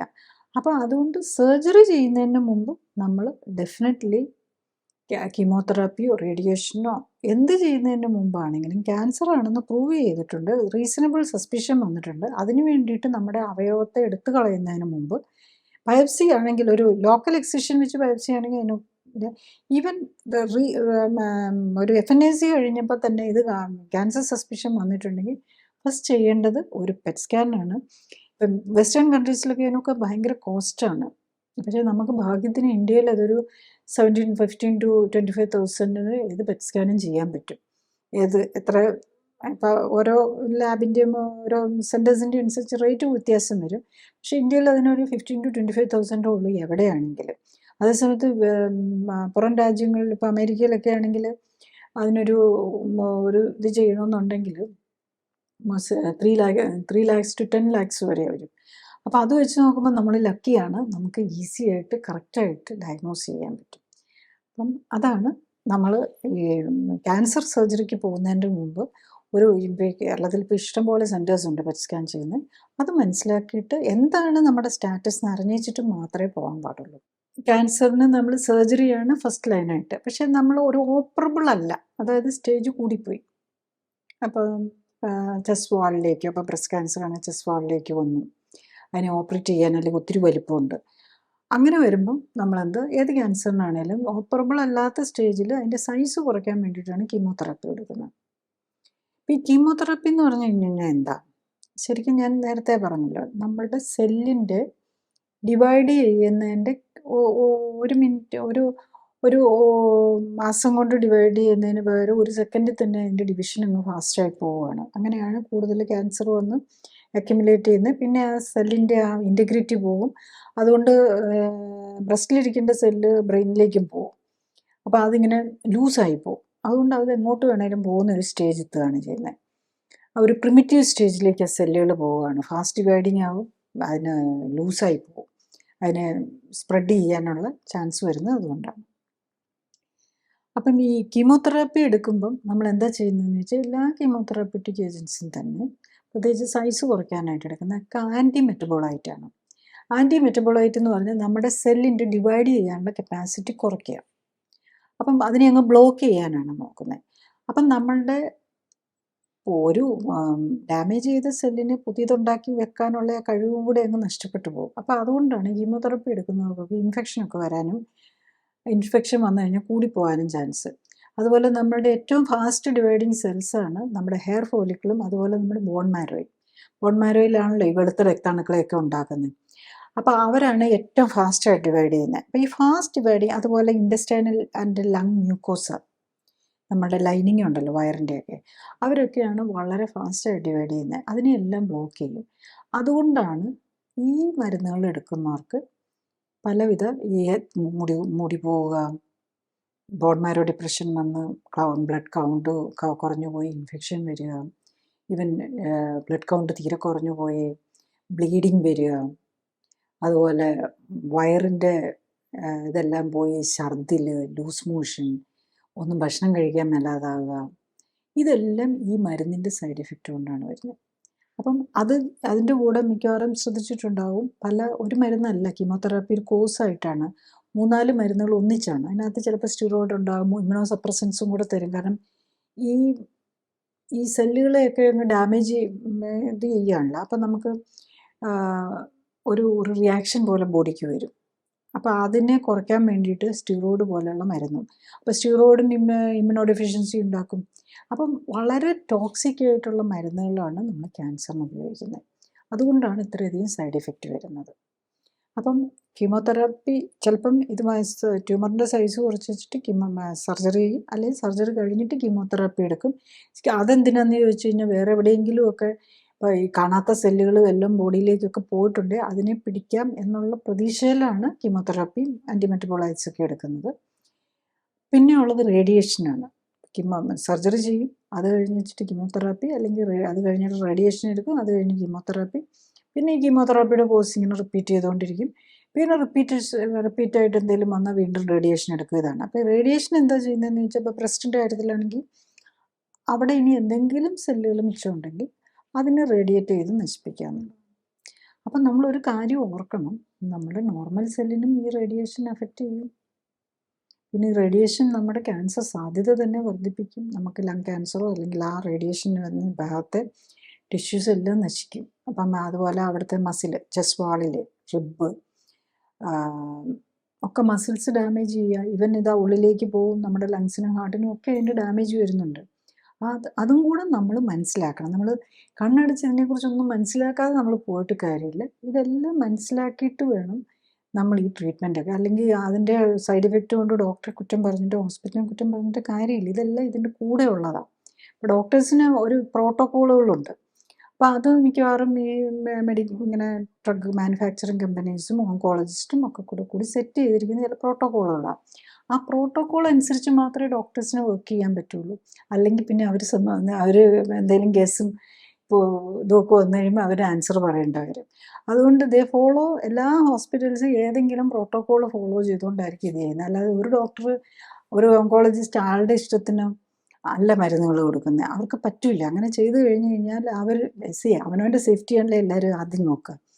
അപ്പോൾ ഈ പ്രോട്ടോക്കോളുകൾ അനുസരിച്ച് പോവും. അപ്പോൾ അതുകൊണ്ട് തന്നെ ഇപ്പം ഒരിടത്തെ ഓങ്കോളജിസ്റ്റ് ഇപ്പം പലപ്പോഴും ക്യാൻസർ പേഷ്യൻസ് കാണാം ആ ഹോസ്പിറ്റലാണെങ്കിൽ മറ്റേ ഹോസ്പിറ്റലിൽ ഏറ്റവും കൂടിയ ഹോസ്പിറ്റൽ. അപ്പോൾ അവിടെയൊക്കെ ഫെസിലിറ്റീസിന് വ്യത്യാസം ഉണ്ടാവും. കീമോതെറാപ്പിയിലാകുമ്പോൾ എല്ലാവർക്കും എല്ലാം അവൈലബിൾ ആണ്. പിന്നെ ഈ റേഡിയേഷൻ്റെ കാര്യത്തിൽ വരുമ്പം പലതരം മെഷീൻസ് ഉണ്ട്. അതിന് ചിലതിനൊക്കെ ബ്രേക്കി തെറാപ്പി എന്നൊക്കെ പറയും. അതായത് ഇപ്പം യൂട്രൈൻ ക്യാൻസറിനൊക്കെയാണ് അത് ഏറ്റവും കൂടുതൽ യൂസ് ചെയ്യുന്നത്. അതിൽ നേരെ പുറമേ നിന്നല്ല റേഡിയേഷൻ എടുക്കുന്നത്, യൂട്രസിനുള്ളിലേക്ക് ഒരു ആക്റ്റീവ് സാധനം വെച്ചിട്ട് അവിടെ വെച്ചുകൊണ്ടത് റേഡിയേഷൻ ചെയ്യും. അപ്പം നമുക്ക് കുറച്ചും കൂടി സൈഡ് ഇഫക്റ്റ് കുറവായിരിക്കും പുറമേ നിന്ന് അടിക്കുന്നതിനേക്കാളും. പക്ഷേ ബ്രേക്കി തെറാപ്പിയും അതിൻ്റെ കൂടെ എക്സ്റ്റേണൽ റേഡിയേഷനും മറ്റേന്ന് പറഞ്ഞാൽ പുറമേ നിന്ന് അടിക്കുന്ന എക്സ്റ്റേണൽ റേഡിയേഷൻ പറയും, ഇതെല്ലാം കമ്പൈൻ ചെയ്തുമാണ് വരുന്നത്. പക്ഷേ ബ്രേക്കി തെറാപ്പി എടുക്കുമ്പോഴും ഓർക്കണം, യൂട്രസിന് തൊട്ടടുത്താണ് ബ്ലാഡറൊക്കെ ഇരിക്കുന്നത്. അതുപോലെ ബാക്കിൽ ഇൻറ്റസ്റ്റൈനുണ്ട്, അവർക്കും ഡാമേജ് വരാം. പലപ്പോഴും ബ്രേക്കി തെറാപ്പിയിലും ഈ ബ്ലാഡർ പ്രശ്നങ്ങളും അതിനുശേഷം അങ്ങനത്തെയൊക്കെ കാര്യങ്ങൾ വരാം. പിന്നെ ഉള്ളതാണ് ഇപ്പോൾ ലേറ്റസ്റ്റ് ആയിട്ടുള്ള ഇമ്മ്യൂണോതെറാപ്പി. ഇമ്മ്യൂണോതെറാപ്പി എന്ന് പറയുന്നത് നമ്മുടെ ഇമ്മ്യൂൺ സിസ്റ്റത്തിലെ ചില പ്രത്യേകതരം പ്രോട്ടീനുകളൊക്കെ ഉണ്ട് ഈ ക്യാൻസർ സെൽസ് ഉണ്ടാക്കുന്നത്. അതിനെ ബ്ലോക്ക് ചെയ്ത് ചെയ്യുക എന്നുള്ളതാണ്. അതിന് നമ്മൾ പല മരുന്നുകളുണ്ട്. നിബ് എന്ന് അവസാനിക്കുന്ന, അതായത് പ്രോട്ടീൻ ഇൻഹിബിറ്റേഴ്സാണത്. പിന്നെ മാബ്സ്, അതായത് മോണോക്ലോണൽ ആൻറ്റിബോഡീസ്, അത് മോണോക്ലോണൽ. പിന്നെ ഉണ്ട് ഒരു കാർട്ടിസെൽ തെറാപ്പി. ഇതൊക്കെ ടാർജറ്റഡ് തെറാപ്പികളായിട്ട് വരും. ഇത് എല്ലാം ഇമ്മ്യൂണോതെറാപ്പിയാണ്. ഇമ്മ്യൂണിറ്റിയാണ് മാനിപ്പുലേറ്റ് ചെയ്യാൻ നോക്കുന്നത്. കാർട്ടിസെൽ തെറാപ്പി എന്ന് പറഞ്ഞാൽ കൈമറിക് ആൻറ്റിജൻ റിസപ്റ്റർ T-സെൽ തെറാപ്പിയാണ്. അത് യൂഷ്വലി യൂസ് ചെയ്യുന്നത് അതിന് പണ്ട് അത് അമേരിക്കയിലും ഒക്കെ ഉണ്ടായിരുന്നുള്ളൂ, പുറം വെസ്റ്റേൺ കൺട്രീസിലേ ഉണ്ടായിരുന്നുള്ളൂ. അതിന് ഓൾമോസ്റ്റ് ഒരാൾക്ക് ട്രീറ്റ്മെൻറ്റ് എടുക്കണമെങ്കിൽ ഓൾമോസ്റ്റ് 3 crore ഒക്കെ ഉണ്ടെങ്കിലേ പറ്റുണ്ടായിരുന്നുള്ളൂ. ഇപ്പം നമ്മൾ ഇന്ത്യയിൽ ടാറ്റ ഇൻസ്റ്റിറ്റ്യൂട്ടുമായിട്ട്, ക്യാൻസർ ഇൻസ്റ്റിറ്റ്യൂട്ടുമായിട്ടൊക്കെ ഇത് ചെയ്തുകൊണ്ട് അത് വന്നിട്ടുണ്ട്. അറൗണ്ട് 25 to 30 lakhs അത് കിട്ടുന്നുണ്ട്. പക്ഷെ അത് മനസ്സിലാക്കണം, അതാകെ നമുക്ക് ഈ മൾട്ടിപ്പിൾ കുട്ടികൾക്ക് വരുന്ന ഈ ലിംഫോബ്ലാസ്റ്റിക് ലുക്കീമിയ, അതുപോലെ ചിലതരം ലിംഫോമാസ്, അതുപോലെ മൾട്ടിപ്പിൾ മയലോമ, ഇങ്ങനത്തെ ബോണിനെയും മജ്ജയും സംബന്ധിച്ച് ക്യാൻസറുകൾക്കാണ് അത് ഉപയോഗിക്കാൻ ബെനിഫിറ്റ് വരുന്നത്. അതിനും ഒത്തിരി സൈഡ് ഇഫക്ട്സ് ഉണ്ട്. അതാണ് നമ്മൾ എല്ലാ ക്യാൻസർ ട്രീറ്റ്മെൻറ്റിനും അതിൻ്റെ സൈഡ് ഇഫക്റ്റ് ഉണ്ടെന്ന് നമ്മൾ മനസ്സിലാക്കുക. ഓക്കെ, ഇനിയാണ് നമ്മൾ എന്താണ് നമ്മളുടെ ഡയറ്റുമായിട്ട്. അപ്പം ബേസിക്കലി നമ്മളിത് സമ്മറൈസ് ചെയ്ത് എടുത്തു കഴിഞ്ഞാൽ ക്യാൻസറിൻ്റെ ട്രീറ്റ്മെൻറ്റിനെ കുറിച്ചുള്ളത് നമ്മൾ സമ്മറൈസ് ചെയ്ത് കഴിഞ്ഞാൽ ഇയർലി ഡയഗ്നോസിസ് ആണ് ഏറ്റവും. അപ്പം ഞാൻ ഈ പറഞ്ഞ പോലെ നമ്മുടെ കൊടവയർ തന്നെ നമ്മളൊരു ട്യൂമറായിട്ട് കണ്ടു കഴിഞ്ഞ് അല്ലെങ്കിൽ ഇൻഫ്ലമേറ്ററി മാർക്കേഴ്സോ ട്യൂമർ മാർക്കേഴ്സോ ഒക്കെ കണ്ടു കഴിയുമ്പോൾ തന്നെ നമ്മൾ തുടങ്ങുകയാണെങ്കിൽ ദറ്റ് ഈസ്, അല്ലാതെ ഒന്നും പ്രൂവ് ചെയ്യാനിരിക്കരുത്. നമുക്ക് അതുപോലെ തന്നെ ഇപ്പം ഞാൻ ഈ പറഞ്ഞ ഓവർ ട്രീറ്റ്മെൻറ്റ്, അതായത് നമ്മൾ എന്തെങ്കിലും കണ്ടു അത് പിന്നെ ഓവറായിട്ട് ട്രീറ്റ്മെൻറ്റ് എടുക്കുമ്പോൾ ആ അവയവത്തെ തന്നെ എടുത്താണല്ലോ നമ്മൾ കളയുന്നത്. ഇപ്പം ഞാൻ അതിനൊരു എക്സാമ്പിൾ പറയാം. റീസെൻ്റ്ലി എൻ്റെ അടുത്ത് വന്നൊരു പേഷ്യൻ്റെ കഥയാണ്, കഥയല്ല റിയാലിറ്റിയാണ്. അപ്പോൾ അവർ ഗൾഫിലേക്ക് എന്തോ പോകാനായിട്ട് ടെസ്റ്റിൻ്റെ ഭാഗമായിട്ട് അവരുടെ നെഞ്ചിനകത്തൊരു ചെറിയ മുഴയുണ്ടെന്ന് പറഞ്ഞു. അപ്പോൾ എന്താണെന്ന് നോക്കി, അത് നോക്കിയപ്പോൾ അത് തൈമസ് എന്ന് പറഞ്ഞ് നമ്മളുടെ തൈമസ് എന്നൊരു മുഴയാണ്. തൈമസ് ഇച്ചിരി ഓവറായിട്ട് വളർന്നിരിക്കുന്നു. അപ്പം തൈമസ് ഓവറായിട്ട് വളർന്നിട്ട് അവർ പെറ്റ് സ്കാൻ ചെയ്തു, അതിനകത്ത് ഒന്നുമില്ല. അതായത് പെറ്റ് സ്കാനിൽ മുഴ ക്യാൻസർ ആയിട്ടുണ്ടെങ്കിൽ അതിന് പെറ്റ് സ്കാനിൽ കാണിക്കും. പക്ഷെ ഒന്നും ഇല്ലാഞ്ഞിട്ടും അവർക്ക് ഒരു സിംറ്റം ഇല്ലാത്ത ആളാണ്. അവർക്ക് ഗൾഫിൽ ജോലിക്ക് പോകാനായിട്ട് ചെയ്തതാണ്. ഒരു എക്സ്റേ എടുത്തപ്പം അതിനകത്ത് ഈ തൈമസ് ഇച്ചിരി വളർന്നു. തൈമസ് എന്ന് പറഞ്ഞാൽ നമ്മളുടെ ശരിക്കും നമ്മുടെ ഇമ്മ്യൂൺ സിസ്റ്റത്തിൻ്റെ ടീച്ചിങ് സെൻ്ററാണ്, അതായത് സ്കൂളാണെന്ന് പറയാം. അവർ നമ്മളുടെ ബോൺ മാരോയിലാണല്ലോ നമ്മുടെ വെളുത്ത രക്താണുക്കളെ ഉണ്ടാക്കുന്നത്. അതിൽ ലിംഫോയിഡ് ടിഷ്യൂ അത് വന്നു കഴിഞ്ഞാൽ കുറച്ച് ന്യൂട്രോഫിൽസ്, നമ്മൾ ഈ ബ്ലഡ് ചെക്ക് ചെയ്യുമ്പോൾ ന്യൂട്രോഫിൽസ്, ഇയോസിനോഫിൽസ് എന്നൊക്കെ പറയില്ലേ, അത് ബ്ലഡിൽ വെച്ചാൽ മച്ചുർ ചെയ്യുന്നത്. ഇത് ഈ WBCയിൽ തന്നെ ലിംഫോസൈറ്റ്സിന് മച്ചുർ ചെയ്യുന്നത് ലിംഫോയിഡ് ടിഷ്യൂലാണ്. അതിന് നമ്മളുടെ ബോഡി നമ്മളുടെ ബോഡിയെയും ഫോറിൻ ബോഡിയും തമ്മിൽ, ഫോറിൻ വൈറസിനെ ബാക്ടീരിയയൊക്കെ തിരിച്ചറിയാൻ പഠിപ്പിക്കുന്ന സെൻ്ററാണ് നമ്മുടെ തൈമസ്. അത് ഹാർട്ടിന് തൊട്ട് മുമ്പിലായിട്ട് ഈ സ്റ്റേണത്തിന് ബാക്കിൽ വളരെ പ്രൊട്ടക്റ്റഡ് ആയിട്ട് വെച്ചിരിക്കുന്ന ഒരു കാര്യമാണ്. ആ രോഗി എന്നും പറയാൻ പറ്റില്ല, അവർക്ക് സിംറ്റംസ് ഒന്നുമില്ല. അവർ ഒരു ആക്സിഡൻ്റൽ ഫൈൻഡിങ് ആയിട്ട് ഇത് കണ്ടു.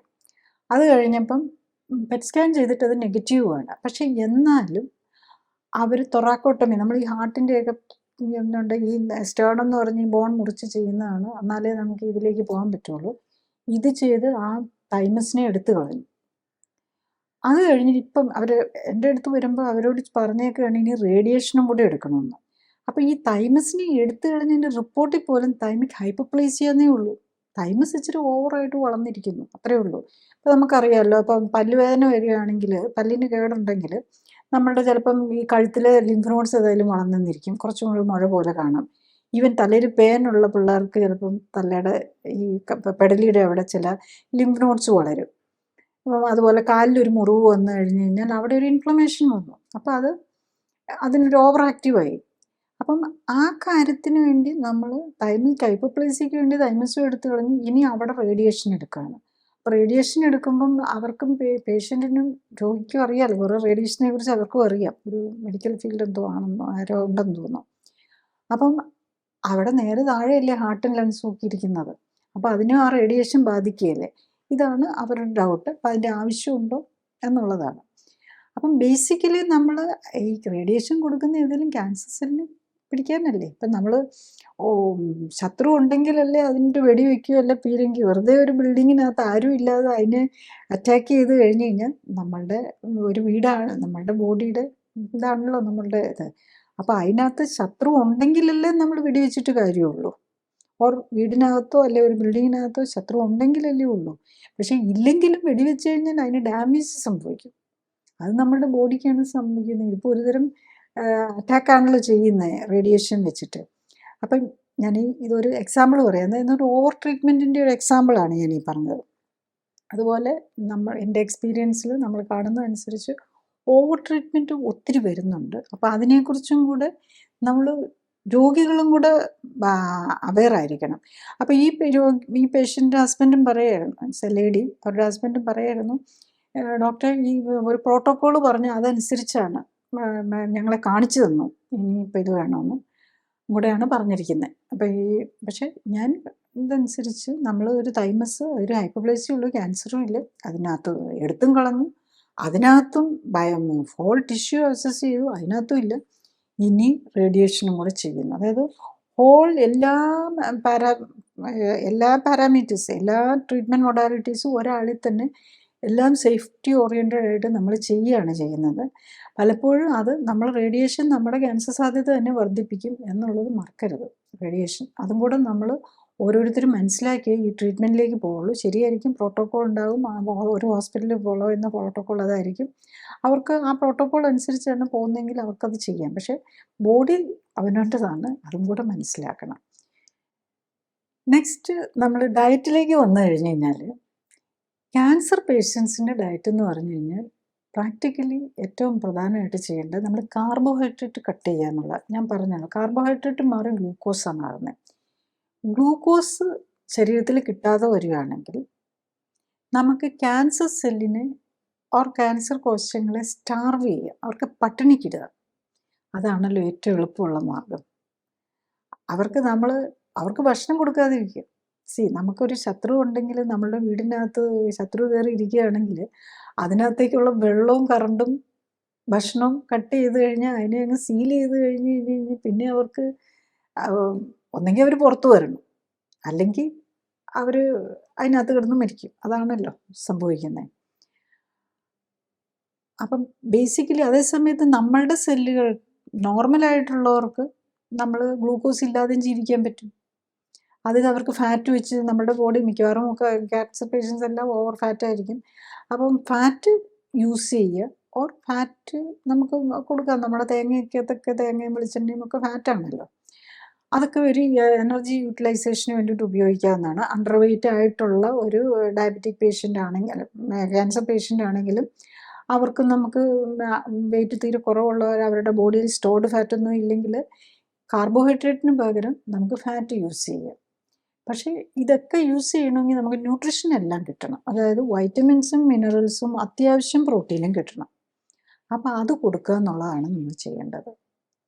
അപ്പം അതൊരു വലിയ ചലഞ്ചാണ്. ഏറ്റവും കുറച്ച് കാർബോഹൈഡ്രേറ്റ് ഇല്ലാത്ത ഫുഡിനകത്തുനിന്ന് നമ്മൾ വേണ്ട ന്യൂട്രീഷൻ എല്ലാം കൊടുക്കുക എന്ന് പറഞ്ഞു കഴിഞ്ഞാൽ ഇറ്റ്സ് എ റിയൽ ചലഞ്ച്. കാരണം നമ്മളുടെ സസ്യാഹാരമാണ്. സസ്യാഹാരത്തിൽ എല്ലാത്തിനും കാർബോഹൈഡ്രേറ്റ് ഉണ്ട്. അപ്പം നമ്മൾക്ക് സസ്യാഹാരത്തിൽ കാർബോഹൈഡ്രേറ്റ് ഏറ്റവും കുറഞ്ഞത് കാർബോഹൈഡ്രേറ്റ് ഉണ്ട്, പക്ഷെ നമുക്ക് യൂസ് ചെയ്യാൻ പറ്റാത്ത കാർബോഹൈഡ്രേറ്റ് ആണ് ഇലകളിലുള്ളത്. പിന്നെ തണ്ടുകളിലാണെങ്കിലും, അതായത് പച്ചയായിട്ടുള്ള തണ്ടുകളിലും ഇലകളിലുമുള്ള കാർബോഹൈഡ്രേറ്റ് സെല്ലുലോസ് ആണ് മെയിൻലി. മറ്റേ നമ്മൾ സ്റ്റാർച്ച് നേരെ ഗ്ലൂക്കോസ് ആക്കി മാറ്റും. ക്യാൻസർ സെല്ലിന് വളമിട്ട് കൊടുക്കുന്ന പോലെയാണ്. അതായത് നമ്മൾ അരിയും ഗോതമ്പും പഴങ്ങളും ഒക്കെ കഴിക്കുമ്പോൾ അതിനകത്തെല്ലാം കാർബോഹൈഡ്രേറ്റ് നമുക്ക് ബോഡിക്ക് യൂസ് ചെയ്യാതെ ഗ്ലൂക്കോസായിട്ട് മാറ്റുന്ന സാധനങ്ങളാണ്. അത് ഈവൻ ഈ ഫ്രൂട്ടാണല്ലോ, പഴങ്ങളെന്ന് പറയുമ്പം പാവയ്ക്കാണെങ്കിലും ഫ്രൂട്ടാണല്ലോ, അതിനകത്തതും നമുക്ക് യൂസ് ചെയ്യാം. പക്ഷെ ഇലയും തണ്ടും സെല്ലുലോസാണ്. അതായിരിക്കണം. ഇലകൾക്കകത്തുനിന്ന് മിക്കവാറും മിനറൽസും കിട്ടും, വൈറ്റമിൻസും കിട്ടും, പിന്നെ ഒരു ബൾക്കിന് വേണ്ടിയിട്ട് ഫൈബറും കിട്ടും. പിന്നെ നമുക്ക് ഇപ്പം നമ്മൾ മലയാളികളെല്ലാം തന്നെ നോൺ വെജും കഴിക്കുന്നവരാണ്. അവർക്ക് കഴിക്കാവുന്നത് നോൺ വെജ് ഐറ്റംസ് മോഡറേറ്റ് ആയിട്ട്, അത് ഓവർ ആകാൻ പാടില്ല. ഒരു 100 to 200 grams വരെ മോഡറേറ്റ് ആയിട്ട് നോൺ വെജ് ഐറ്റംസും കൊടുക്കാം. ഇല, തണ്ട്, നോൺ വെജ് ഐറ്റംസ്. വേറെ ഒന്നും ചെയ്യാൻ പറ്റിയില്ലെങ്കിലും നമ്മളൊരു ക്യാൻസർ സസ്പെക്റ്റ് ചെയ്യുന്നു എന്ന് കണ്ടു കഴിഞ്ഞാൽ തന്നെ അതിലേക്കാണ് മാറേണ്ടത്. പക്ഷേ ഇപ്പം ഇന്ന് വന്ന ഒരു പേഷ്യൻ്റ് ആണെങ്കിൽ, അതിപ്പോൾ ഞാൻ എക്സാമ്പിൾ പറയുകയാണ്, അവർ കൊടുക്കുന്നത് എന്താ, ഫ്രൂട്ട് ജ്യൂസ്. ഫ്രൂട്ടൊക്കെ കഴിക്കാൻ പറ്റാത്തതുകൊണ്ട് ജ്യൂസാക്കി കൊടുക്കും. പിന്നെ കഞ്ഞിയും, പൊടിയരി കഞ്ഞിയൊക്കെയാണ്. അത്തരം സാധനങ്ങളൊന്നും പാടില്ല ക്യാൻസർക്ക്. അതിന് ഇതെല്ലാം ക്യാൻസർ സെല്ലിന് വേണ്ട സാധനങ്ങളാണ്. അത് കൊടുക്കാതെ ഇരിക്കുക.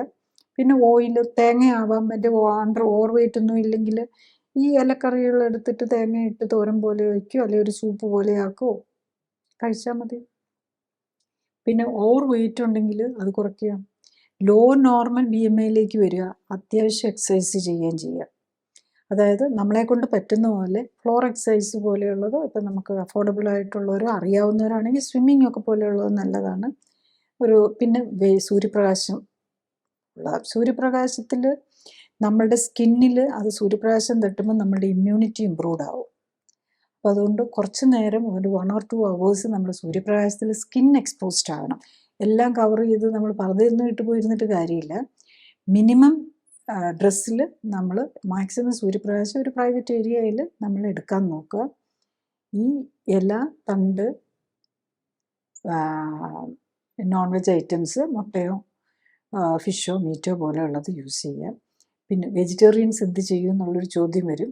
അങ്ങനെ വരുമ്പോൾ നമ്മൾ ഈ വേ പ്രോട്ടീൻ പോലെയുള്ള പ്രോട്ടീൻ, അല്ലെങ്കിൽ ഈ സോയ് ചങ്ക് പോലെയുള്ള ഇതും കൂടെ യൂസ് ചെയ്യുക. അപ്പോൾ അതും മറ്റുള്ള സാധനങ്ങളും കൂടെ, സോയ് ചങ്കും വേ പ്രോട്ടീനും പോലെയുള്ള പ്രോട്ടീൻ സോഴ്സ്, അതും അധികം വേണ്ട പ്രോട്ടീൻ പൗഡറൊക്കെ ആണെങ്കിൽ ഒരു 30 ഗ്രാം ടു 50 ഗ്രാമേ ആവശ്യമുള്ളൂ, ഓവറാകാൻ പാടില്ല അത്. കാരണം അത് ഡയറക്റ്റായിട്ട് ഇത് കിട്ടുന്നതാണല്ലോ. അപ്പോൾ അതായിരിക്കണം നമ്മളുടെ ഒരു ഫുഡ് പാറ്റേൺ. പിന്നെ നമ്മൾ മറ്റു ഒത്തിരി രോഗങ്ങളും ഡയബറ്റീസും, പിന്നെ ഡയബറ്റീസ് നമ്മളുടെ ഇമ്മ്യൂണിറ്റി കുറയ്ക്കുന്നതാണ്. ഡയബറ്റീസോ ഹൈപ്പർ ടെൻഷനോ മറ്റു രോഗങ്ങളോ ഉള്ളവർ, ഓർ നമുക്ക് അഫോർഡബിൾ ആയിട്ടുള്ളവർ, നമുക്കല്ലെങ്കിൽ ഇത് ചെയ്യാൻ പറ്റുമെന്നുള്ളവരാണെങ്കിൽ clinically supported life style correction എടുക്കാം. അതിലാകുമ്പോൾ എന്താണെന്ന് ചോദിച്ചു കഴിഞ്ഞാൽ നമ്മൾ കൃത്യമായിട്ട് കറക്റ്റായിട്ട് ന്യൂട്രീഷൻ ഏറ്റവും ഈസിലി ഡൈജസ്റ്റബിൾ ഫോമാറ്റിൽ കിട്ടുന്നുണ്ടെന്ന് ഉറപ്പാക്കാം. പിന്നെ നമ്മൾ എന്താ ചെയ്യുന്നതെന്ന് ചോദിച്ചാൽ ട്യൂമർ മാർക്കേഴ്സ് വെച്ച് നമ്മുടെ ക്യാൻസർ എങ്ങോട്ടാണ് പോകുന്നത്, കുറയുന്നുണ്ടോ എന്ന് അസസ്സും ചെയ്യാൻ പറ്റും. അപ്പം ബ്ലൈൻഡായിട്ടല്ല, ട്യൂമർ മാർക്കേഴ്സും ഇൻഫ്ലമേറ്ററി മാർക്കേഴ്സും സ്കാനും ഒക്കെ യൂസ് ചെയ്തുകൊണ്ട് നമ്മളൊരു ക്ലിനിക്കൽ സപ്പോർട്ടോടെ ആകുമ്പം ഏറ്റവും ബെസ്റ്റാണ്. കാരണം നമുക്ക് ഏറ്റവും ഫ്രൈറ്റനിങ് രോഗമാണല്ലോ. അപ്പോൾ സ്വയം ഇരിക്കുമ്പം നമുക്ക് അതിൻ്റെ ഒരു കോൺഫിഡൻസ് കുറവുണ്ടാവും. അപ്പോൾ അതും തിങ്ക് ചെയ്യാവുന്ന. പക്ഷെ ബേസിക്കലി നമ്മൾ ഏറ്റവും മിനിമം നമ്മൾ ഡിസ്ട്രക്റ്റീവായിട്ടുള്ള ഇത് ചെയ്യുന്നതായിരിക്കും ഏറ്റവും ബെസ്റ്റ്. അപ്പം ഫുഡിലാണ് നമ്മളിപ്പം നമ്മളൊന്ന് പ്രൂവ് ചെയ്യിക്കും. ഫുഡും ഡയറ്റ് അഡ്ജസ്റ്റ് ചെയ്യാൻ നമ്മൾ പ്രൂവ് ചെയ്ത് ബയോപ്സി ഒന്നും വരെ വെയിറ്റ് ചെയ്യേണ്ട കാര്യമില്ല. ക്യാൻസർ സസ്പെക്റ്റ് ചെയ്യുമ്പോൾ തന്നെ സ്റ്റാർട്ട് ചെയ്യുക. അപ്പോൾ നമുക്ക് മിക്കവാറും ഒരു സർജറിയും ഒരു ഇതിലേക്കൊക്കെ എത്തണമെങ്കിൽ മിക്കവാറും ഇതിന് ഒരു മാസം എടുക്കും. അതിൻ്റെ എല്ലാം പ്രൂഫൊക്കെ ആയി ബയോപ്സി ചെയ്ത് FNS ചെയ്ത് പിന്നെ എക്സിഷൻ ബയോപ്സി ചെയ്ത് അങ്ങനെ വരുമ്പോഴേക്കും. അപ്പം അതിനു മുമ്പ് നമുക്ക് ഈസി ആയിട്ട് ഇതൊക്കെ ചെയ്യാവുന്നതേ ഉള്ളൂ. ഞാനീ പറഞ്ഞ കാര്യങ്ങൾ ശ്രദ്ധിച്ച് കേൾക്കാനും മനസ്സിലാക്കാനും കഴിഞ്ഞാൽ സ്തന ക്യാൻസറും പ്രോസ്റ്റേറ്റ് ക്യാൻസറും ആമാശയ ക്യാൻസറും പോലുള്ള ക്യാൻസറുകൾ മാത്രമല്ല, പ്രമേഹവും പ്രഷറും ഹൃദ്രോഗവും ആർത്രൈറ്റിസും പോലുള്ള ജീവിതശൈലി രോഗങ്ങളുടെ കാരണം മനസ്സിലാക്കി അവരെ പ്രതിരോധിക്കാനും ഒരിക്കൽ വന്നാൽ നേരത്തെ കണ്ടെത്താനും ജീവിതശൈലിയിൽ വേണ്ട മാറ്റങ്ങൾ വരുത്തി അതിൽ നിന്നും മോചനം നേടാനും സഹായകമാകും. മരുന്നോ ഓപ്പറേഷനോ കൊണ്ട് ഇത്തരം ജീവിതശൈലി രോഗങ്ങൾ മാറ്റാനാകില്ല. കാരണം മരുന്നിൻ്റെയോ ഓപ്പറേഷൻ്റെയോ കുറവുകൊണ്ടല്ല ഇത്തരം രോഗങ്ങൾ ഉണ്ടാകുന്നത്, മറിച്ച് ജീവിതശൈലിയിലെ അപാകതകൾ കൊണ്ടാണ്. അതിനാൽ ജീവിതശൈലി ക്രമീകരിക്കുന്നതിലൂടെ മാത്രമേ ഇത്തരം ജീവിതശൈലി രോഗങ്ങളെ പ്രതിരോധിക്കാനും ഒരിക്കൽ വന്നാൽ അതിൽ നിന്നും മോചനം നേടാനും സാധിക്കൂ.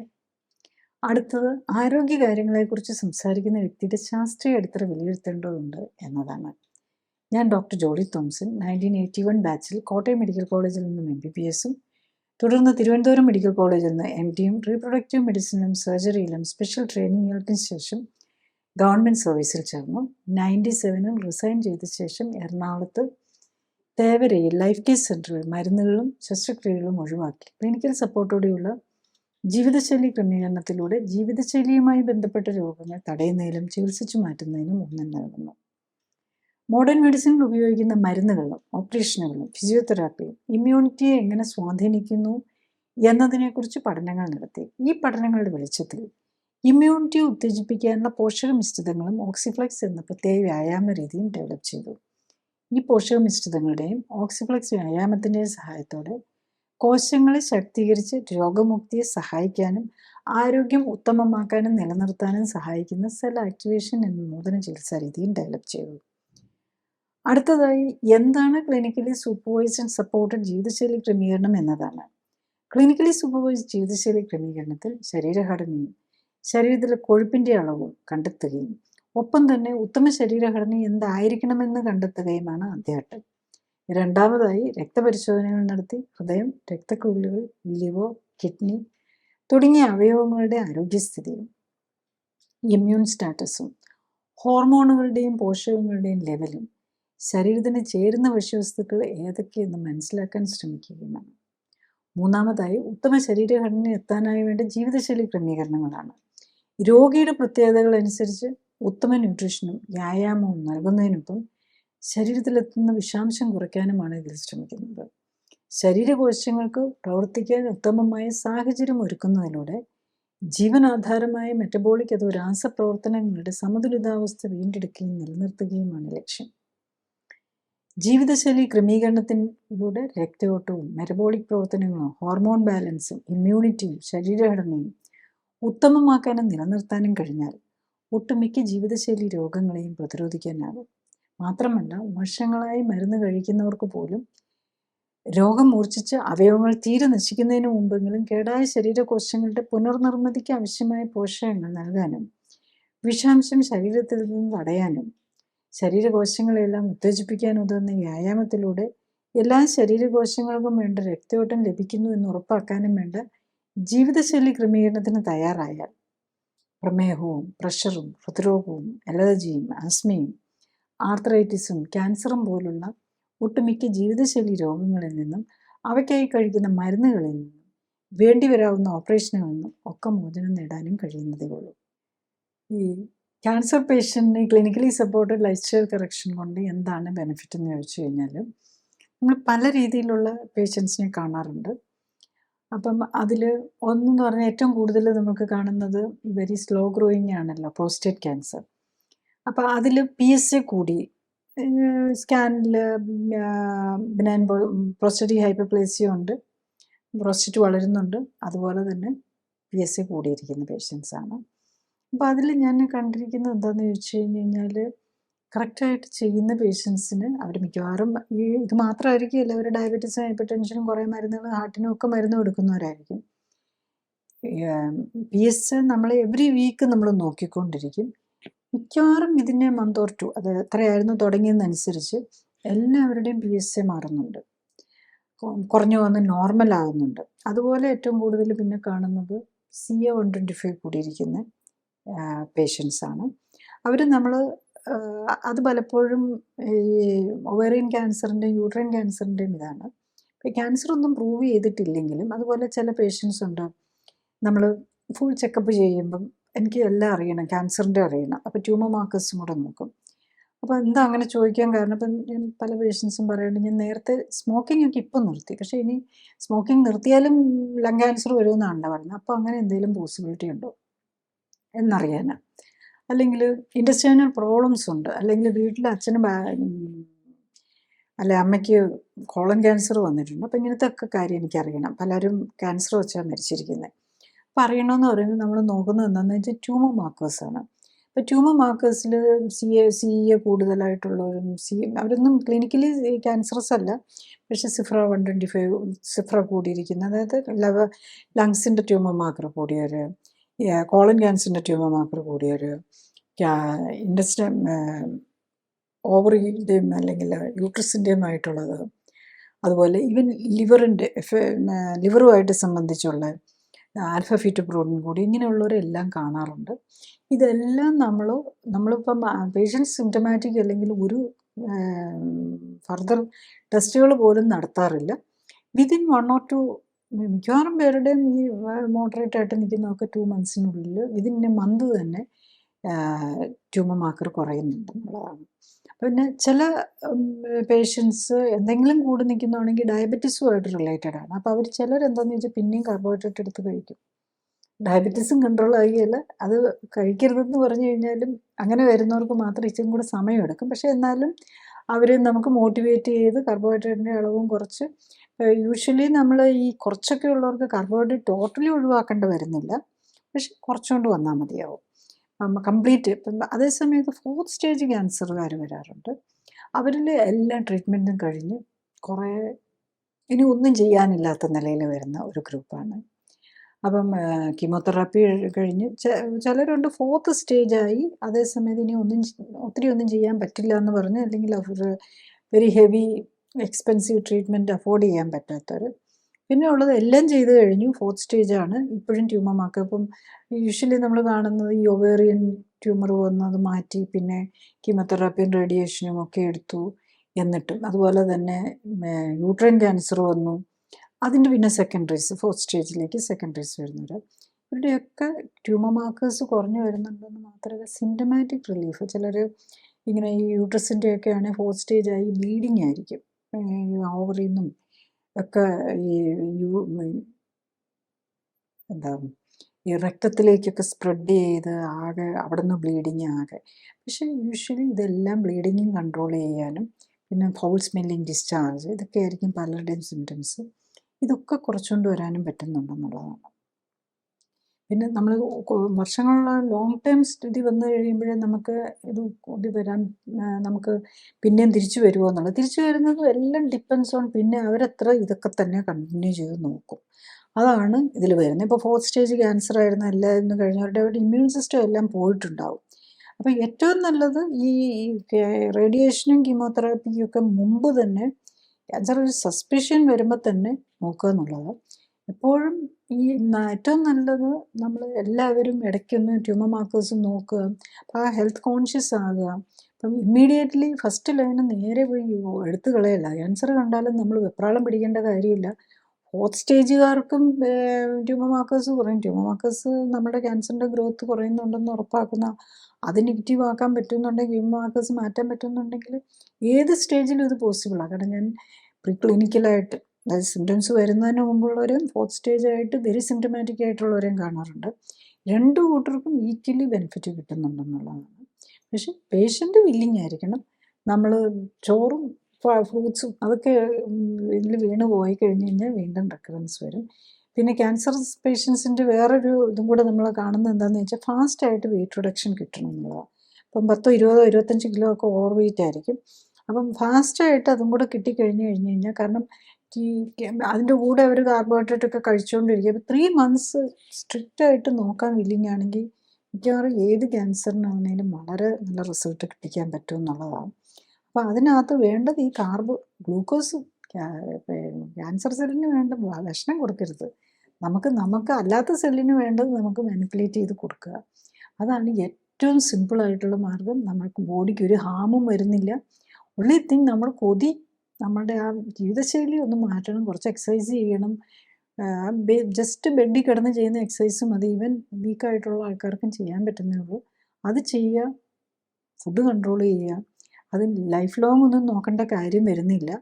അറ്റ്ലീസ്റ്റ് ഒരു 3 to 6 months നോക്കാനുള്ള വില്ലിങ്നെസ് ഉണ്ടാകുക എന്നുള്ളതാണ് ഇതിനകത്ത് മനസ്സിലാകുന്നത്. അപ്പം നമ്മളാണ് നമ്മളുടെ ഹെൽത്ത്, നമ്മൾ ക്യാൻസറിൽ നിന്ന് മോചനം നേടണമെന്നുണ്ടെങ്കിൽ ഇറ്റ് ഈസ് നോട്ട് ദ മരുന്നോ ഓപ്പറേഷനോ കൊണ്ടൊന്നും ഇത് സാധിക്കുകയില്ല എന്ന് മനസ്സിലാക്കണം. കാരണം ജീവിതശൈലിയും കൂടെ ഇതൊക്കെ കഴിഞ്ഞാലും വീണ്ടും ജീവിതശൈലി ചെയ്താലേ പറ്റുള്ളൂ. അല്ലെങ്കിൽ വീണ്ടും റെക്കറൻസ് വരാം. അപ്പോൾ ഓപ്പറേഷൻസും ഇതും എല്ലാം കഴിഞ്ഞ് കീമോതെറാപ്പി ഒക്കെ കഴിഞ്ഞ് കോഴ്സ് കഴിഞ്ഞിട്ടുള്ളവരും വരുന്നു കറക്റ്റ് ചെയ്യുന്നുണ്ട്. അപ്പോൾ അവരുടെ ആ കോൺഫിഡൻസ് ലെവലും മൊത്തത്തിൽ മറ്റസുഖങ്ങളും മാറുമ്പോഴേക്കും ക്വാളിറ്റി ഓഫ് ലൈഫ് ഒത്തിരി ഇമ്പ്രൂവ് ചെയ്യുന്നുള്ളതാണ്. ക്ലിനിക്കലി സപ്പോർട്ടഡ് ജീവിതശൈലി ക്രമീകരണത്തിൽ രോഗലക്ഷണങ്ങളെ അല്ല ഫോക്കസ് ചെയ്യുന്നത്, അതിൻ്റെ അടിസ്ഥാന കാരണമായ ശരീരഘടനയിലെയും ഹോർമോൺ ബാലൻസിലെയും ഇമ്മ്യൂണിറ്റിയിലെയും വ്യതിയാനങ്ങളെയും അവയ്ക്ക് കാരണമായ ജീവിതശൈലിയിലെ ബാധകൾ പരിഹരിക്കാനുമാണ്. അതുകൊണ്ടാണ് ഏത് പ്രായത്തിലുള്ള ആൾക്കും ഒരേ സമയം വ്യത്യസ്ത രോഗങ്ങൾക്കും രോഗലക്ഷണങ്ങൾക്കും അസ്വസ്ഥതകൾക്കും ആശ്വാസം ലഭിക്കുന്നത്. രോഗമുക്തിക്ക് ആധാരം ഇമ്മ്യൂൺ സിസ്റ്റമാണ്. ഇമ്മ്യൂൺ സിസ്റ്റത്തിന് ഉത്തമമായി പ്രവർത്തിക്കാനുള്ള അവസരമൊരുക്കുകയും അതിലൂടെ ശരീരത്തിൻ്റെ സെൽഫ് ഹീലിംഗ് പവറിനെ ഉത്തേജിപ്പിക്കുകയുമാണ് വേണ്ടത്. സ്വയം ജീവിതശൈലി ക്രമീകരിച്ച് ആരോഗ്യം ഉത്തമമാക്കി നിലനിർത്താനാണ് എല്ലാവരും ശ്രമിക്കേണ്ടത്. അതിന് കഴിയാതെ വരികയോ ഹൃദ്രോഗവും ക്യാൻസറും പോലുള്ള മാരക രോഗങ്ങൾ സംശയിക്കപ്പെടുമ്പോഴും ഒന്നിൽ കൂടുതൽ രോഗങ്ങളുള്ളവർക്കും മരുന്നുകൾ ദീർഘകാലം ഉപയോഗിക്കേണ്ടി വരുന്നവർക്കും മരുന്നുകൾ കൊണ്ടും അസ്വസ്ഥതകൾ മാറ്റാൻ കഴിയാതെ വരുമ്പോഴും ഓപ്പറേഷൻ ആവശ്യമായി വരുന്നവർക്കുമാണ് ക്ലിനിക്കൽ സപ്പോർട്ടോടെയും സൂപ്പർവിഷനോടെയും ഉള്ള ജീവിതശൈലി ക്രമീകരണം ആവശ്യമായി വരുന്നത്. ജീവിതശൈലി ക്രമീകരണത്തിൻ്റെ ശാസ്ത്രീയ വശങ്ങളെക്കുറിച്ചും ക്ലിനിക്കൽ സപ്പോർട്ടോടെയുള്ള ജീവിതശൈലി ക്രമീകരണത്തെക്കുറിച്ചും വെബ്സൈറ്റിൽ നിന്നും യൂട്യൂബിൽ നിന്നും കൂടുതൽ അറിയാനാകും. ഡോക്ടറേക്കാൾ അറിവ് നേടാം എന്ന യൂട്യൂബ് സീരീസിലെ വീഡിയോകളും നൂതന സമീപനം എന്ന സീരീസിലെ ആദ്യ വീഡിയോയും നിങ്ങളുടെ രോഗത്തെക്കുറിച്ചുള്ള വീഡിയോകളും ചികിത്സ എങ്ങനെയാവണം എന്ന സീരീസിലെ വീഡിയോയും കാണാൻ പ്രത്യേകം ശ്രദ്ധിക്കുക. ഫേസ്ബുക്കിലും യൂട്യൂബിലും ഉള്ള ശനിയാഴ്ചയും ഉള്ള ലൈവ് എപ്പിസോഡുകളും നിങ്ങളുടെ രോഗവുമായി ബന്ധപ്പെട്ട കഴിഞ്ഞുപോയ എപ്പിസോഡുകളും കാണുന്നത് നല്ലതാണ്. Thank you.